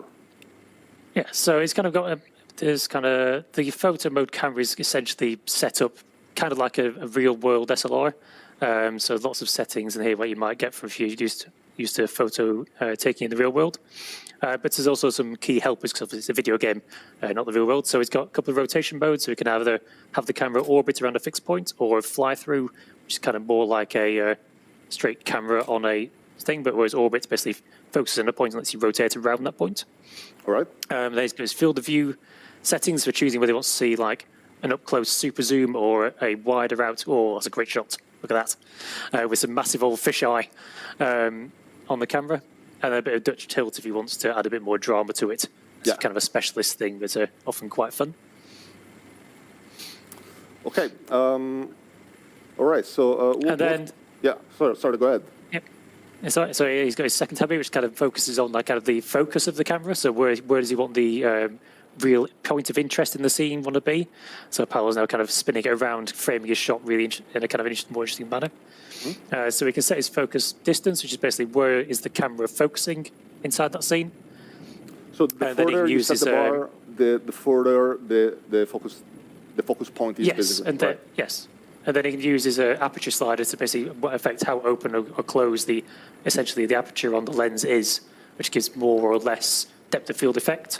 Yeah. And then there's even a finer tune slider for the depth of field itself to kind of help you really kind of tune the focal points of your shot where you want them to be. Right. Let's have a look at the other settings, and then let's try to really get the best out of this shot. Cool. Sorry. What is the third category? So the third one's for color balance. So you got all the usual things you might see any kind of color editor, exposure, so you can how much light and dark you want to let into the camera lens. Then you got a bit of you should probably, when you're moving that, you move your contrast to match it to try to keep your scene in a good state. You got saturation of how much color you want in or out of the scene. Obviously, you can go a bit crazy if you want to with oversaturate it, or completely knock it out entirely for a black and white shot. Contrast, obviously, whether between the light and dark in your scene. And temperature kind of adds a kind of post-processing effect of more warm red colors or cool blue colors into the scene. That really looks amazing, by the way. Yeah, cool. Sorry. And we've also left in some like kind of preset filters. Yeah. For people as well, if they want to go through, if they don't want to do their own customization, there's some presets there for them as well. Cool. Yeah, I can see that some of those preset settings are pretty awesome looking. So, but for now, let's stick to custom and let's have a look at the fourth category. And the last one's just to kind of polish off the screenshot. It's also can have a bit more vignette or less vignettes, kind of focus in and edge out the corners of your camera. If you're more a photo person or a cinema person, you can add or remove your cinema bars, depending on what kind of screen you like to take. And obviously a bit of logos around as well, just to see a bit of branding and remind people where you got this from. I always like a top right battle set to myself. Okay. And finally, as Paolo was pointing out, is kind of one of the key cool bits of, because the game is running in the background here, there is not, like we've skipped out into a different mode. You can basically nudge through frames one at a time, looking for those key shots. And what's quite really cool about this, especially because the intercessors here are firing their bolt rounds, is all the bolt rounds are physically modeled. So if you wanted to, you can actually get a real close-up shot of each bolt round impacting on the Xenos. Yeah, I can see how that's really handy for capturing, the really cool moment that you want to depict in your photo mode grab. Yes. All right, so now let's try to edit this current shot and basically make it the best looking as it can be. Yeah. So what are you suggesting, David? So I think Paolo's actually done some really good work. He's kind of added there's lots of interesting elements in the scene. You've got the main points of action as kind of our intercessors and Tyrannofex in the middle there. But he's using the architecture of the scene to frame it. So if you look at, we got that nice Promethean pipe going overhead, adding a nice kind of field focus onto the right there. He's got lovely reflection off the control console on the right. Which kind of adds a nice atmosphere to it. What you can also do is, as well as fiddling with the faders, as it were, on the focus distance, you can just click on the unit in the scene, and the camera will pick that unit as a focal distance straight away, which is much quicker than trapping everything you want to. By the way, I wanted to mention. That's quite cool. By the way, I wanted to mention how these models really look crisp and cool looking when looked at very, very up close. Yes. They really did an amazing job at modeling these units. No, the art team are proud of their work, and they should be. It was some exceptional work for the models in the game. Yeah. All right. Let's maybe try to tweak the colors a bit. We really want to get a little bit on the oversaturated on the bullet trails there, I think. Just need to nudge that down. There you go. Yeah. I think, well, this is Warhammer 40K, so we really want to nail that grim, dark feeling in our shot, right? Yeah, I think that's quite nice. If I was Paolo, I'd probably nudge it on a couple of scenes to take that explosion out the way, because I think it's an impact. Yeah, one more. Go on, nudge one more on Paolo. There we go. Because you got a nice muzzle flash from the intercessor bolt rifle, and all coming in. And what you can do then, you can basically hide your UI to see it in total.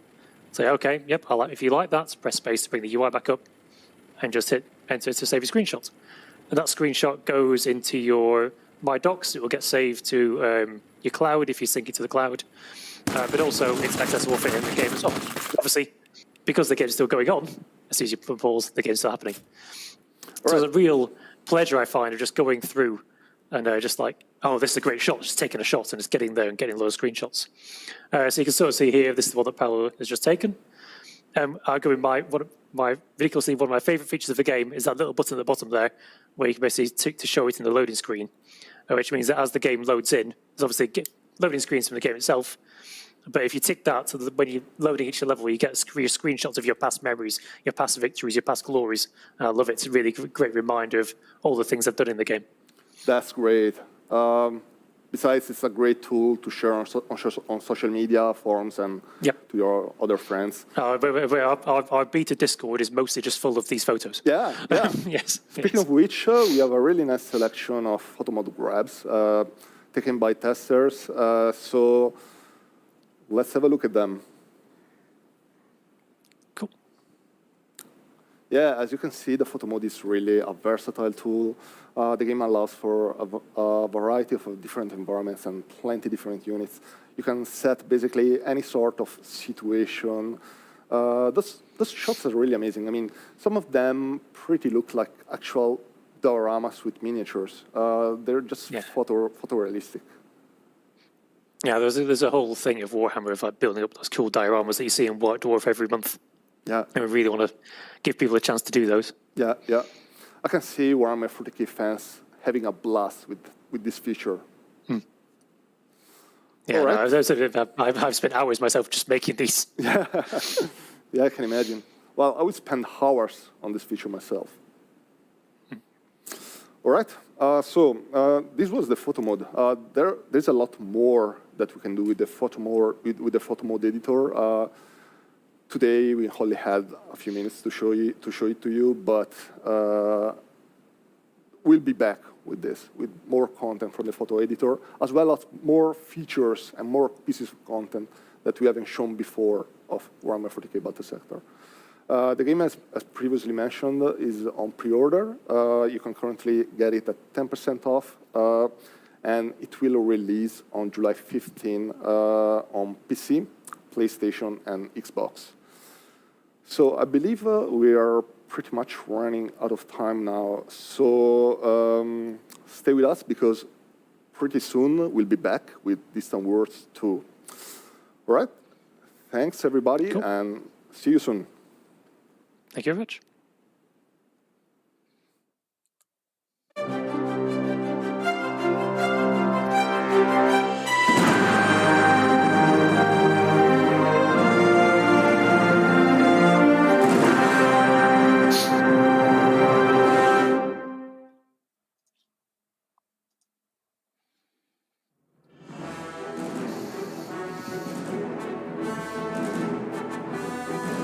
Che belle partite di merda, eh?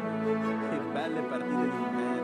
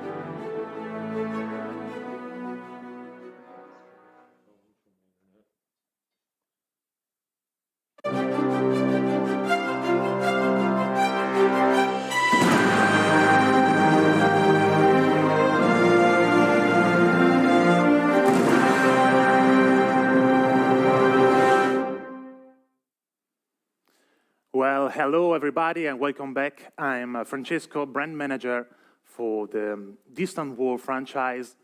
Today we're going to spend about half an hour chatting with Eric Routins, executive producer of Distant Wars 2. So, you know guys, the game has been in beta testing for a while now, actually a couple of months. And the Codeforce team is working really, really hard on it, but we don't have yet a release date. It's going to be soon, so make sure you follow our prod page on Steam and on our site to stay up to date. And today, for the first time after the official announcement, we're going to see the game in action. So without further ado, let's connect with Eric. Hello, Eric. Hello, Francesco. How are you? Hello. It's a pleasure to see you again. Likewise.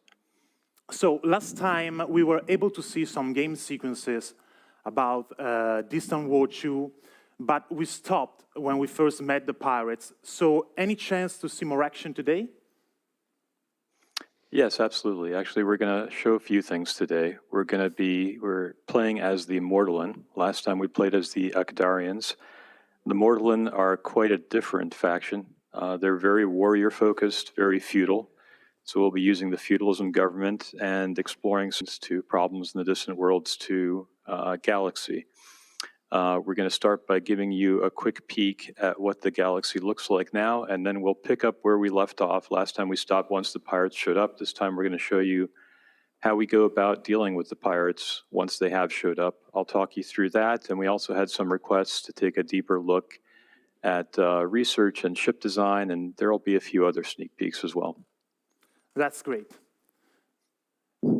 So, Bruno, we can begin with the presentation. All right. All right, so this first clip is going to be a zoom in, zoom out. We're looking at the Mortallin homeworld here, and we're zooming out through their system. And now you'll get a chance to see that we've done a little more with the galaxy graphics. So you can see better the nebulas that make up some of the galactic terrain. There are different types of them, as well as some of the other galactic structures. And we'll go back in here, and you can see all the mining stations and the spaceport and the research station around our homeworld. And that's just our first quick sneak peek, and then we're going to move on from there. All right. So here we are. So this is picking up where we left off with pirates. So we've met our first pirate faction, and they're actually offering us a protection treaty. Now, pirates have an interesting backstory in Distant Worlds, which I won't reveal fully now, but one of the options you have with them is effectively you can pay them, and they will not break as much of your stuff. They'll leave you alone in exchange for some tribute. Being that we're the Mortallin, we decided not to take them up on that offer. Instead, we're going to fight. So we're going to take a look as the Mortallin here. The first thing we see, and this is typical for pirates, is they decide to set up camp around our one and only fuel station. Now we need Kazlon as a fuel to be able to power our hyperspace drives and our weapons to their full capability. So this is a pretty strategic location for us. And the pirates also love to have Kazlon. So we're taking a quick look through here. This is one of our updated ship design screens too. We're looking at the status of this particular mining station rather than making the design itself. And we're going to take a look at the pirate ship as well and see what kind of components it has and what their status is. You can have active, damaged, disabled, destroyed components in your design base on the left. And so one of the things you have to do when you're dealing with pirates is you have to obviously start building up a fleet to be able to stop the pirates doing what they want with your stations and your economy. You're going to learn how to protect the various parts of your economy. The most important parts of your economy are your resources, and those consist of, and we're looking through some of them here, you've got your construction resources, which you need in order to build things. They come in different shapes and sizes and rarities. Some of them you'll have more sources of, some you'll have fewer. We're very early in the game here, so we really don't have many sources. You're also going to have fuel, which is critical, and then you'll have a lot of luxury resources. So what we're doing here is we're queuing up additional locations for new mining stations to help build in some extra sources for our construction resources to make sure we can keep up with the need to build things. We're taking our one spy. We're assigning our spy to try to steal the territory map of these pirates so that we can find out where their hidden home base is. And we're skipping ahead a little bit here, and now we've got our home spaceport, and it's being raided by the pirates. They'll come by and they will attack your stations. Sometimes they'll destroy them. Sometimes they'll board them and steal stuff. It could be some of your resources, some of your credits, some of your research. And here at this point, we've built up some escorts. We've got them defending our home spaceport, and you can see them trying to chase off the pirate. But they'll keep this up, and this type of harassment also makes it harder for your civilian ships to operate. So what you need to do is you need to build up your capability to expand beyond your system, to establish multiple sources of construction fuel supplies, so the pirates, which are very much split up between multiple different competing factions, they're not a big monolith, so they can't really keep up with you. At the same time, you're going to want to improve your defensive and your offensive tech in order to be able to better fight them off sooner before they can mount their effective raids. And obviously, the more that you annoy them, the more they're going to try to push you back to your system, push you back even to your home planet, and even bottle you up there if they can. In this case, we're doing pretty well. And what happens here is a long series of skirmishes morphing into a full-on war. We eventually meet other pirate factions, but what we'll see pretty soon here is that we're going to take out this pirate faction. And one of the things we're doing here, I'm showing you, is the fleet templates, where I took a look and decided, okay, I want to change what the composition of my fleets are. And the templates are a handy way to do that. You can manually control what the composition of your fleet is, but by using these templates and assigning them the ship roles you want in the type of fleet, so attacking fleets, defending fleets, invading fleets, raiding fleets, each of them have a different general purpose in the game. You can set the tactical settings on a fleet level of how the ships respond. You can say what types of ships you want in them. And then when you make a new fleet, you can just say, use this template and fill it out. And if it takes losses, again, fill it back out to this template. Great. And we'll make use of that. I'll show a bit more of that later. And a similar thing, which I'll show shortly here, is that you also have army templates. And army templates, which are not something we had in Distant Worlds 1, also allow you to have a little bit more control over the basic composition of what types of armies you have at different types of colonies and locations and for your invasion fleets. So we're going to skip ahead a little further here. And at this point, we've discovered this is the original pirate faction and that we first met. And we discovered the location of their secret base. And we've built up a fleet now that's more than strong enough to take this out. We're looking at the design for that particular pirate base at this point.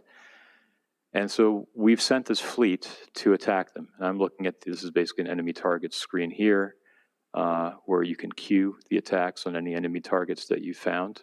So for example, boom, right there, I just told our assistant AI, effectively, our digital viceroy, to send a fleet over to attack this particular base. And we have a large fleet that's got about 4 or 5 times the firepower of this base that is heading over there now. So we're going to watch that one warp in, and once it warps in, it's going to take out this pirate base relatively quickly. And you'll often find these bases. Here are the first ships coming in. So you'll often find these pirate bases. Yeah, I'm slowing it down a little now so we can watch a little better. You'll often find these pirate bases in out-of-the-way locations or around planets that have good resources, often gas giants that have fuel. It's a good place where pirates like to build their base for obvious reasons. So we've got a bunch of frigates now, Mortal frigates, attacking this particular pirate base. We'll have a few more come in, and I'm watching the pirate base in the bottom left. Okay, we've taken down its shields, we've taken down its armor. We're now hitting its internal components and its hull. So it's not going to be long as we watch the damage accumulate. Also, you can see some of it accumulating on the ship model for the base itself. It's not going to be long. Here's the rest of our fleet just arrived, and the pirate base is gone. And one of the things that can happen in this case is if you've destroyed the faction, the remnants, in this case, one ship was left alive that wasn't around and that we hadn't destroyed earlier, and they decided to join us. So we now have that pirate ship joining our faction. Well, that's great. However, as far as I know, space pirates will not be the only, let's call it, special faction in the game. Can you tell us something more about the independents? Yeah, let's take a quick look at the independents. So one of the other things you'll run into are independent worlds. And these are worlds, and here we're meeting a first one. A lone trader has showed up. So a trading ship, a freighter that is not one of ours. It's not a pirate. It's not something we've met before. We meet them, and they start trading with us, and they tell us, oh, by the way, you know, we come from this world, and, you know, they introduce us to them in effect. So we're taking a quick look at who these guys are, what their design is, and then you'll see shortly, here's a message where they tell us of a nearby colony, which is the one that they came from. And we'll go take a look at that colony. So there are two ways to deal with independence, primarily. One is diplomacy. Now, they basically represent more minor planets that had never succeeded in pushing out. They were effectively suppressed by the pirates. So they have sort of an understanding. They trade with the pirates, they'll trade with us. So the first method, which we're doing here, is diplomacy. We're giving them some gifts, and we're getting trade treaties. There are 3 levels of trade, restricted, limited, and free. And as we progress them diplomatically through those levels, and as the long-term trust builds up, both from the gifts we've given them and the long-term trade, then they'll eventually be willing to allow us to send a colony ship and have them join our empire. But as the Mortalin, we're going to focus most of this on this other method, where we just made an invasion fleet. So we ran out of patience, and we got tired of giving them money. And so we took our troop transports, loaded them up with troops. I'm now going through the settings on this new invasion fleet that I created, making sure it's set to my liking. And you'll see in the top right here, there's the location on the galaxy map of that particular independent world that we were just having diplomacy with. And you can see in the middle here, we've got the location of our fleet. And so as soon as I'm done setting the different parameters to get them ready for the invasion, I'm trying to keep them in a relatively tight formation, making sure they all arrive at once. I don't want the troops to be dropped piecemeal. I've got them all heading now towards the independence system, these Ictarian independents. And here's their system. And I'm doing something a little bit sneaky here, because since I did establish trade with them, I did some diplomacy. I'm actually going to refuel my invasion fleet at their planet from their fuel stores first, make sure I'm all good and topped off, and then I'm going to go ahead and attack them. Now, I'm not going to show, we're not going to show this time, and I'm sorry in advance, we're not going to show the actual invasion. It did happen. It went well for us, but we're not quite ready to show the ground combat yet. That'll be next time, I expect.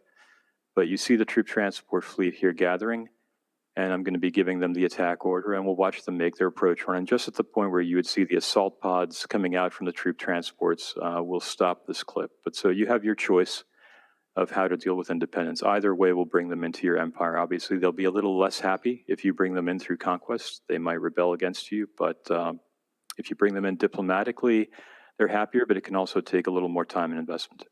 All right. And Mortalin seems like a really fun race to play with. Now, let's stop for a moment and focus on the research tree. There is a huge variety of research projects that can be developed. Isn't there, Eric? Yeah, and we had some questions about research last time, so I decided to give a little more in-depth tour this time. So in this particular clip, we're going to start out using the research interface in the top left here, and we're looking at our different research stations, each of which is generally built on a location that gives us a bonus in a particular area of research. And we're looking through our total research bonuses now. And you can see each bonus is broken out by the sources that contribute to that bonus. Now, these bonuses speed up research in that category. Each part of the tree belongs to a different category, but they also meet certain thresholds. So right now you have effectively certain parts of the technology tree where if you haven't met a certain research threshold, it's effectively a gate, you can't proceed further. And combined with what we talked about earlier, where you have research that can be variable or fixed and blind or see all but together, it can make for a lot of interesting chases for more bonuses and good research locations. So we're going through the different weapon techs now. There are multiple different trees here. These are the torpedoes, and you see it goes from the lowest tech level on the left-hand side, and then the paths lead you to the right-hand side to the higher tech level techs. Right now we're looking through some of the kinetic weapons. We've got our long-range cannons, our railguns, our point defense weapons, and a lot of these weapon trees will have lighter weapons, heavier weapons, medium weapons, point defense weapons. Here we're into ground combat. We're looking at techs that unlock different types of troops, like robotic troops or clone troops, and techs that boost the effectiveness of our existing troops. This one gives us special operations forces. This one gives us some bonuses to shipboarding. along with a Star Marine barracks that we can actually put on our ships and stations to improve their defense. Logistics and troop recovery rate boosts. Here we've got our improved reactors, which give us better energy, more efficiency. Our shield tree, and now we've got our warp drives, where they start off with the basic skip drive, moving on up to the Garax, and it splits out into some drives that are faster, some that are quicker to spin up, some that are more efficient in terms of their use of fuel. Now we've got our engines, and again, as you get a little bit higher up, you start having some more choices as far as what type of efficiency you want, and some of these are border techs like that, those vector engines, which are a mix of your thrusters that help with your turn rate and your engines that help with your speed. Now we're getting down into starfighters, and again, those are split up into interceptors, strike fighters, and bombers. Here are your various armor technologies, and again, the higher up you go, the more options typically you have. And now we're getting into the construction techs. Now, this gets pretty involved here because we have a lot of different ship roles now, both on the military and civilian side, and they're split up throughout the construction tree in terms of getting access to them and getting access to higher level, larger ship hulls that give you more space and more component bays to work with as you advance up the tree. The early techs generally are very quick to get, and the farther you go in, the more research it requires to unlock these, which is fairly typical in a lot of tech trees. We've got our mining engines that speed up our mining, energy collectors. We got our different sensors and scanners, both short range, long range, penetrating ones. We've got our different forms of exploration. You've got survey teams that can give you more in-depth exploration and scanners that can give you quicker exploration.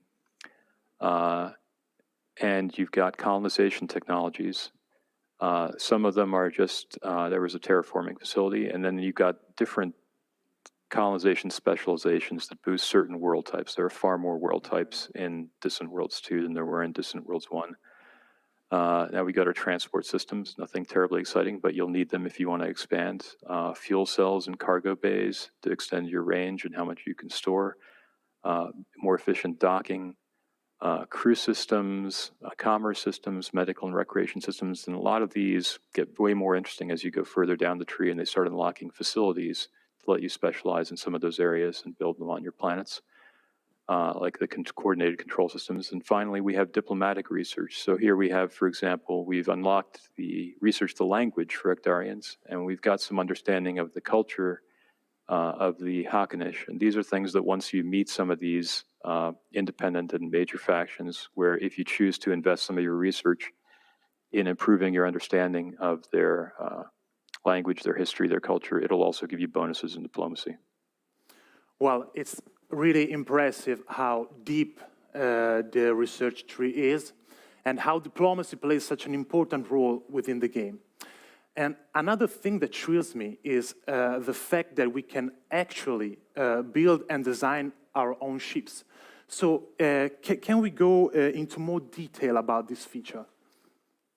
Absolutely. So we decided this time to go ahead and show you how we would build a new ship from the ground up here. So we're going to do a frigate this time. So I'm going here to my overall list of designs, and I'm saying I want to add a new design. And this brings up all my existing hulls that I've researched. So I've got different types of escorts that I'm initially looking through: normal escort, heavy escort. Here's our base frigate hull, patrol escorts, and each of these have different specializations. And we decided to just do a frigate. So on the top left, I've got my list of all the components that I have researched.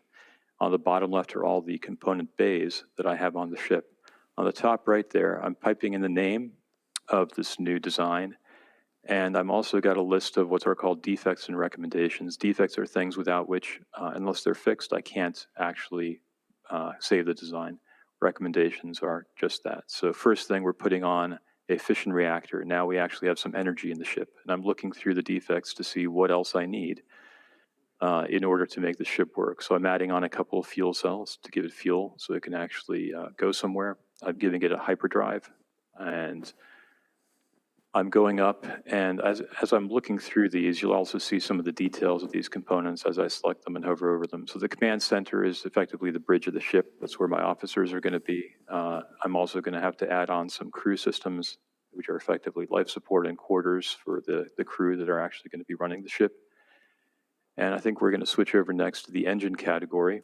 And you'll see in the center that these color-coded circles on the ship match up with the color coding of the design bays on the left. And you can place things by putting them in the design bays, or for the external components, you can actually click on where on the ship you want them to.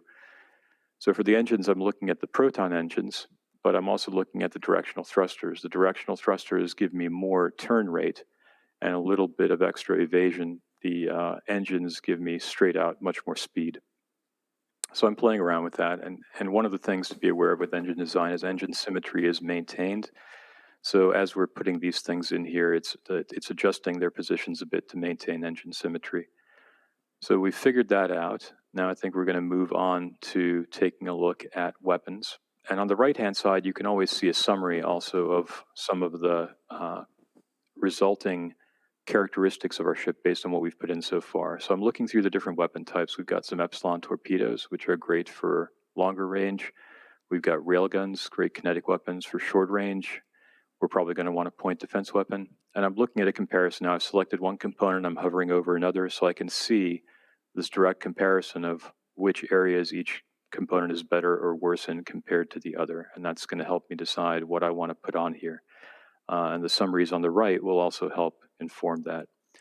And so I'm placing these, and as I'm placing them, I'm also, in this case, for the most part, placing them on the actual ship, because that'll show me where that weapon is going to be. And the little gray sphere or hemisphere around the weapon slot also shows me the arc that that weapon is going to be able to fire in. And so I'm putting a point defense weapon right there up on the top in the center. I've put an Epsilon torpedo and a railgun also in the two front slots. And I'm now just deciding what to do on the two back slots.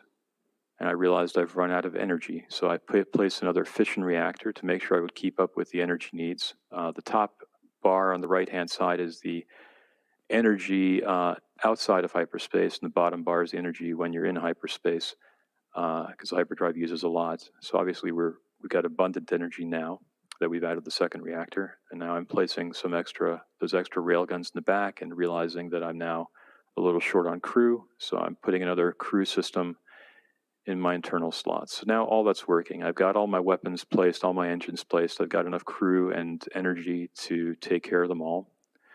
So the next step is going to be to add an energy collector to cover my static energy needs. In other words, when I'm not moving, that can help my ship avoid using fuel. And then we're going to look at defenses. So there are often two layers of defense that you primarily want to focus on for the defense slots. One is armor, one is shields. You don't have to have both, but it's often useful to have both because some weapons are better against armor, some are better against shields. In this case, as the Mortland, we're putting in some heavy armor, and we're putting a deflection field generator on, which is an early type of shield technology. You also have a third layer of defense, really, which is your evasion or countermeasures. And that's something that we're not focusing on a lot in this hall, but that's another part. And we've just picked a sensor to put in our one sensor slot, a proximity sensor, to make sure that if we're not in an area where we already have a station, say, that can effectively reveal what's around us, if we're operating in a system where there isn't anything else, that we can still see what's around us. And then finally, realizing we had some extra room, we swapped in a medium railgun in place of a small one, which brought us to pretty much our maximum space. And now we're going down the right-hand side, looking at all the information there to make sure that the ship is roughly performing how we would expect, that it has the capabilities we would expect. And there's a lot of information that's summarized here that a player can go through. And at the very bottom, those are all the resources that are going to be required to build the ship based on both the hull and the components we chose to put into it. So you also have control of what resources the ship effectively uses by what components you choose to put in it. And so you see the little red and blue bars, those are telling us about our firepower and our point defense. The chart above that tells us about our speed and our maneuverability, and then there's our energy usage. Taking a quick look through the ship now, make sure we're happy with how it looks. So you can see where we place the weapons. You can actually see the meshes outside the ship for the torpedo and the point defense and the railgun weapons in each place where we actually put those. If we hadn't put weapon there, you wouldn't see that mesh. You can also see the sensor mesh. You can also see the shield generator mesh on top, that sort of glowing circle thing. So that's all also based on what we actually added. The engines, nacelles in the back were based on the engines we actually added. And the last part of this is we're going to save this particular design. And once we save it, we're just going to queue one up to build so we can see how it's built.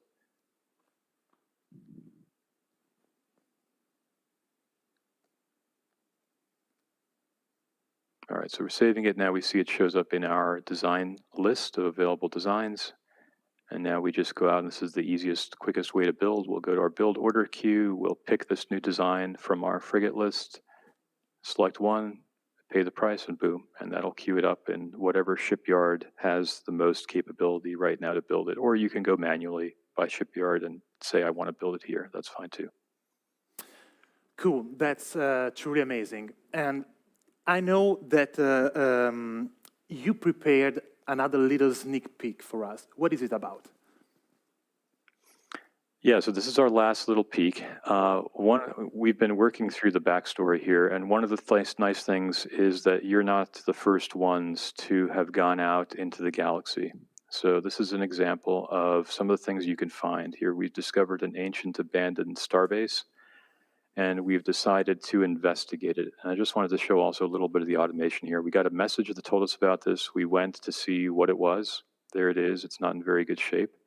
Our exploration ship has found it, and since we said we want to investigate it, that will automatically queue an available construction ship to go over there. So we're looking at our construction ships now, and we can indeed see one that says it's going to go build that station, which means it's going to go there. It's going to start repairing what it can of it and salvaging information from it. And since it's selected, we can see the yellow movement path is showing us where that construction ship is and that it's heading over to repair that station. And who knows what we'll find as that station is repaired, what other things that might reveal. And then this is our first space creature that we're revealing. This is the Gravelex.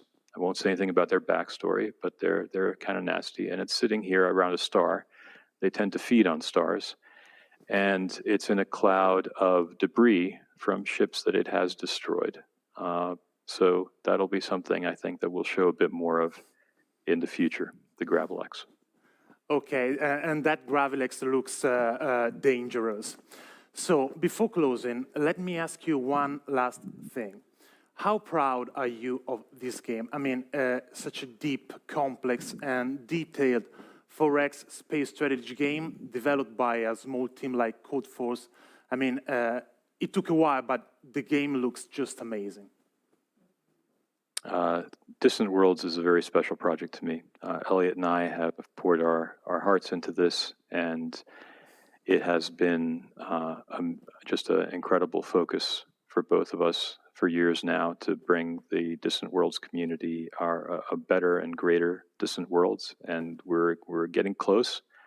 The beta testers have given us an incredible amount of good feedback. We're very happy with the beta testing involvement we've gotten, and we're very proud of what we've accomplished so far. We have a ways still to go, but we'll keep giving you more sneak peeks as time goes on, and hopefully soon we'll be able to talk about a date. Well, thank you very much, Eric. Thank you for joining us. And that's it for today, but a lot of things are on the way in the coming days. So again, make sure you follow our product page. Now it's Starship Trooper time, so don't go anywhere, and we'll be back soon. Cheers, guys.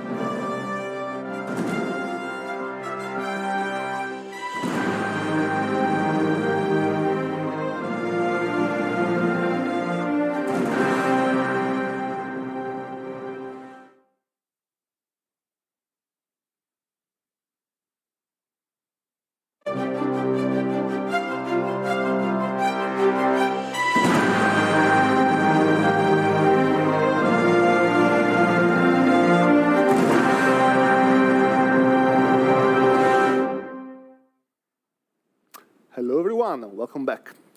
Alberto here once again with loyal Paolo to my left once again. And once again, we're going to call David from England. David, can you hear us? You hear me this time? Yes, we can. Hey! That's perfect. All right. So just for a bit of introduction, just in case someone hasn't heard of Starship Troopers Terran Command yet. David, what is Starship Troopers Terran Command? Starship Troopers Terran Command is a real-time strategy game based on the kind of Starship Troopers movie license that involves the Federation and the Arachnids disliking each other for various reasons. It's a mostly single-player focused RTS game where you're going out there taking control of the Federation's troops and doing your best to invade a planet that has lots of important things on it and obviously lots of bugs on it because, well, we're the point otherwise. All right. That sounds great. Well, you know, we have shown you gameplay clips before of the game, a few snippets here and there, but we never really shown you the full game itself. We never really showed an actual full stream of a mission. And we have a treat for you today because that's what we're going to do today. Before we get to it, though, I must remind you something. The game is in a pre-beta stage, so it hasn't been tested extensively to a wider audience. It's just been tested internally. So, of course, we plan to keep improving the game, to keep adding extra polish and basically listen to a wider feedback when it will be time for it. We know that plenty of you have already applied to the beta. The wait is pretty, well, you won't have to wait much longer because we're really, really close to launching the first beta now. But yeah, we will give you further news about that when the time is due. But yeah, as mentioned today, we're going to show you a full mission of Starship Troopers Terran Command. This is a pretty good impression of what the game is about. Of course, there might be a couple of glitches here and there due to it being a pre-beta stage, but if that happens, just bear with us.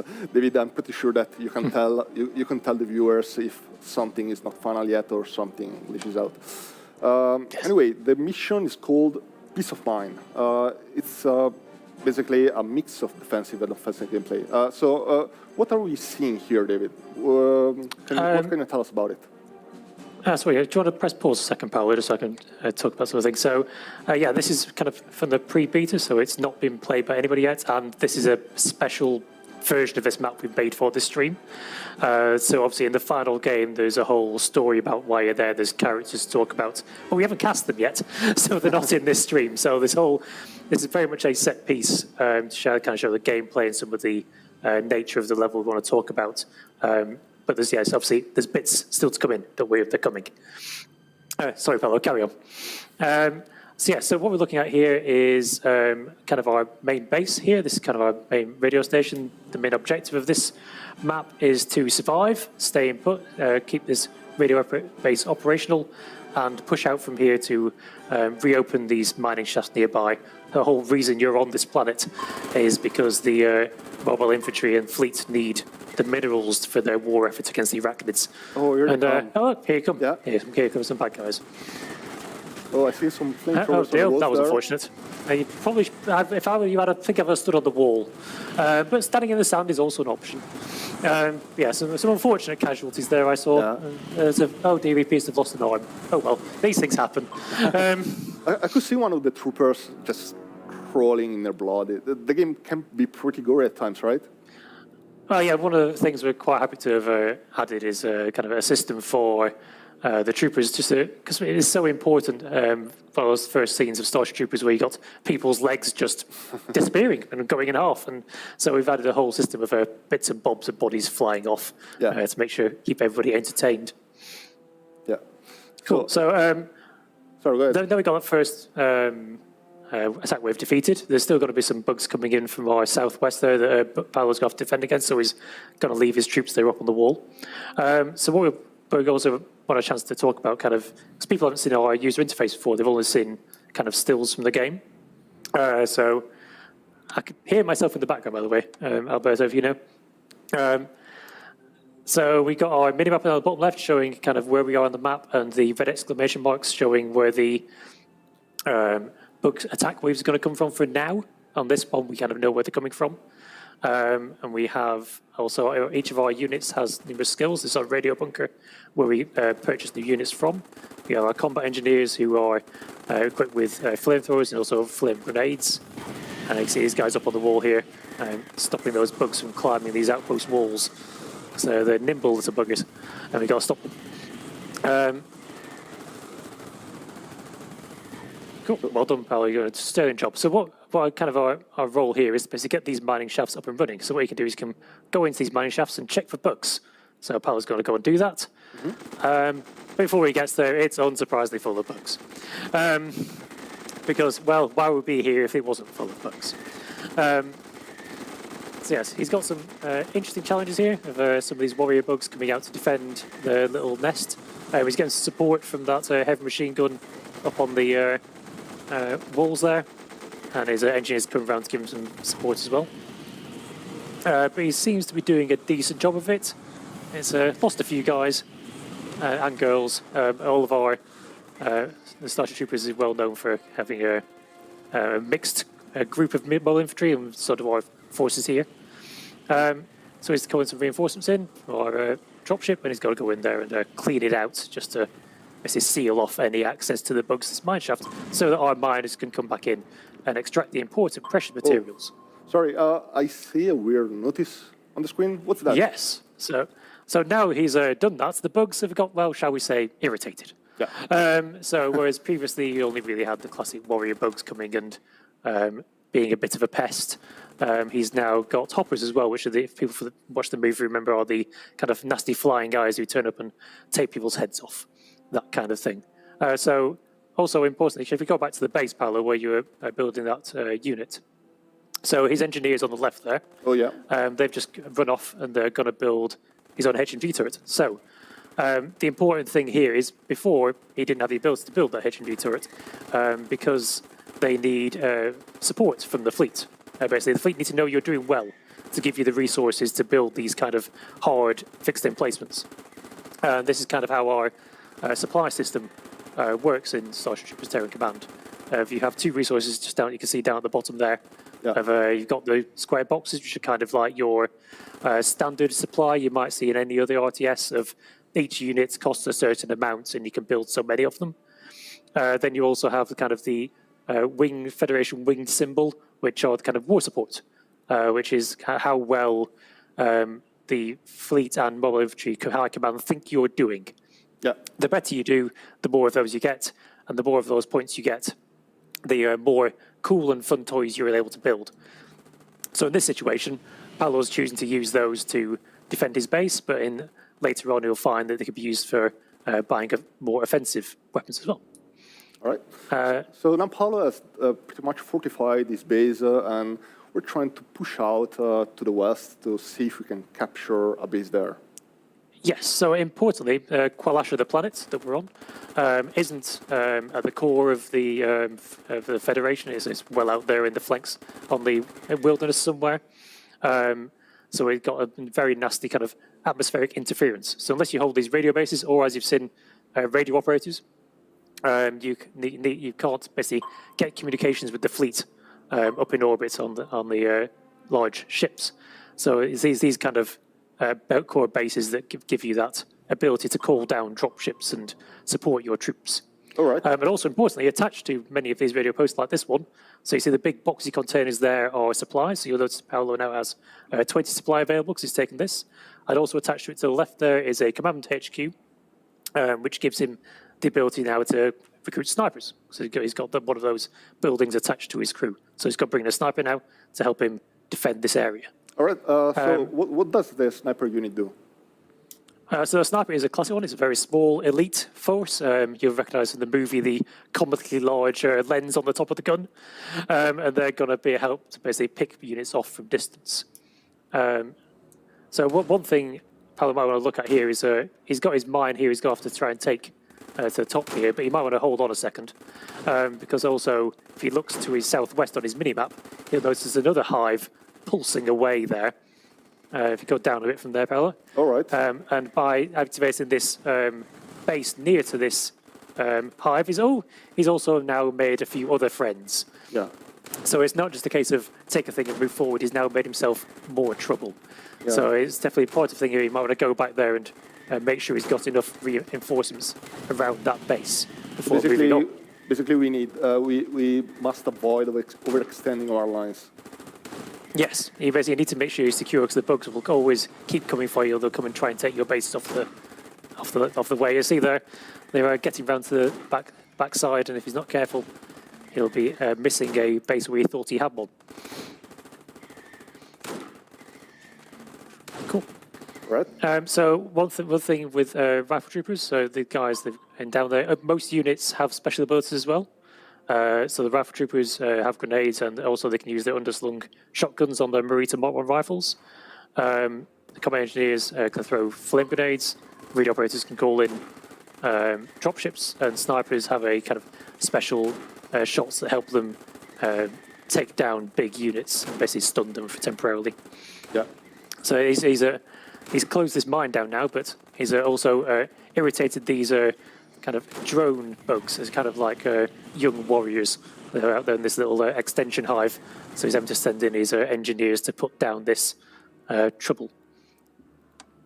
So what you can do right now is you probably want to use your engineers to burn it down, Paolo, and pull your other guys out of the way before they get to burn it themselves. Yeah, friendly fire is a thing. You might not want to stand there, mate. Well, I mean, when you join up for the mobile infantry, well, yes, it's true. It's nice fire. to not be killed by your friends. It's nice to be killed by the enemy. And if I was you, Paul, I'd take one of those infantry units, maybe that no pips guy, and go and defend that other base. If I was you. There you go. So get some grenades in there, get that thing brought down. So you'll just notice there that rifle trooper is using right now. He's got 2 pips above his emblem. That's one's gained experience through combat, and is now not only is they perform better in combat, but they've also unlocked the high explosive grenade requisition, which will be very useful against some of the larger bugs you might find out there. Yeah. All right. So we destroyed that hive. We have. What Though I think you really should send another trooper to defend that base. Otherwise, he's going to be in trouble later on. Yes, that's it. I think you're going to need some help over there, Paolo. Yes. So he's going to send his engineers over there, and if I were you, I'd probably build a HMG turret in the bottom left. All right. So we've taken this mine. There's 2 others on this map, so we've got to go and take the one over in the northeast next. So we'll let Paolo do a bit of rearranging and plonk down a HMG turret. Yeah. So because you're the mobile infantry, they're quite mobile. So if they can group select them. I think you need to so you can select all you guys, take transport, and because you're near a radio operator, you can plug down a radio signal, drop zone, and request a drop ship to basically port your guys all the way across the other side of the map. Actually, it's probably worth checking on that main base, Paolo, so I can see some people attacking you. Because the other thing, because Paolo's now taken this mine, the bugs know you're here, they're still more angry. To be honest, they're never not angry. So if he scrolls back to the main base now, you'll notice there's a 3rd pulsing exclamation mark on the minimap. Oh, yeah. Meaning he's not only got troops coming from these kind of east side, but also from the south side as well. So those HMG turrets are doing sterling work. Well done, Paolo. So his troops have been taken over. They're now here in the main base. So they can all potter off. We're going to go and try and take that place to the northeast.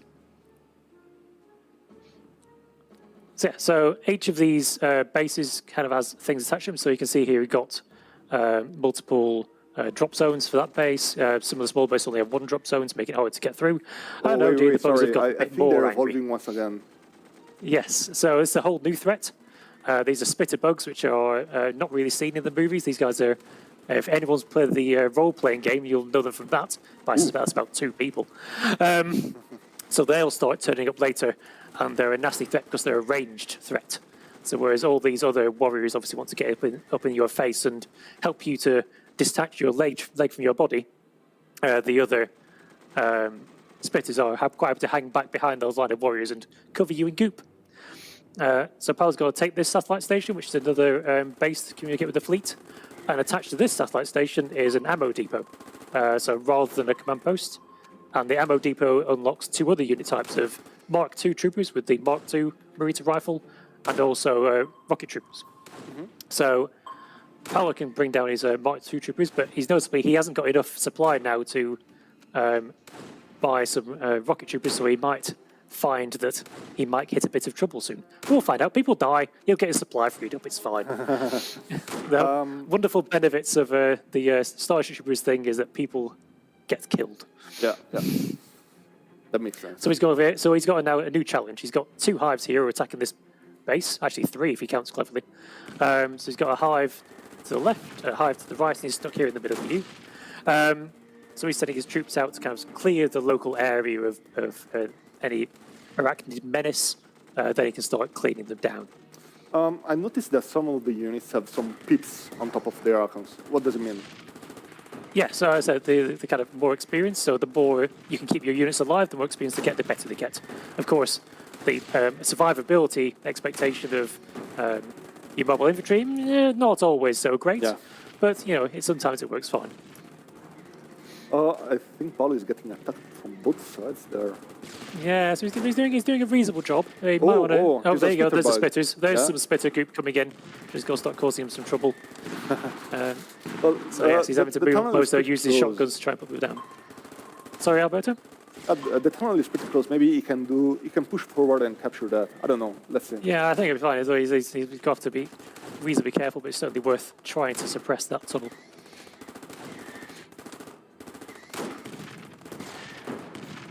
Nice. There we go, that's more like it. Although I think he may have got a few of his own chaps in that particular fusillade, but yeah, they got him.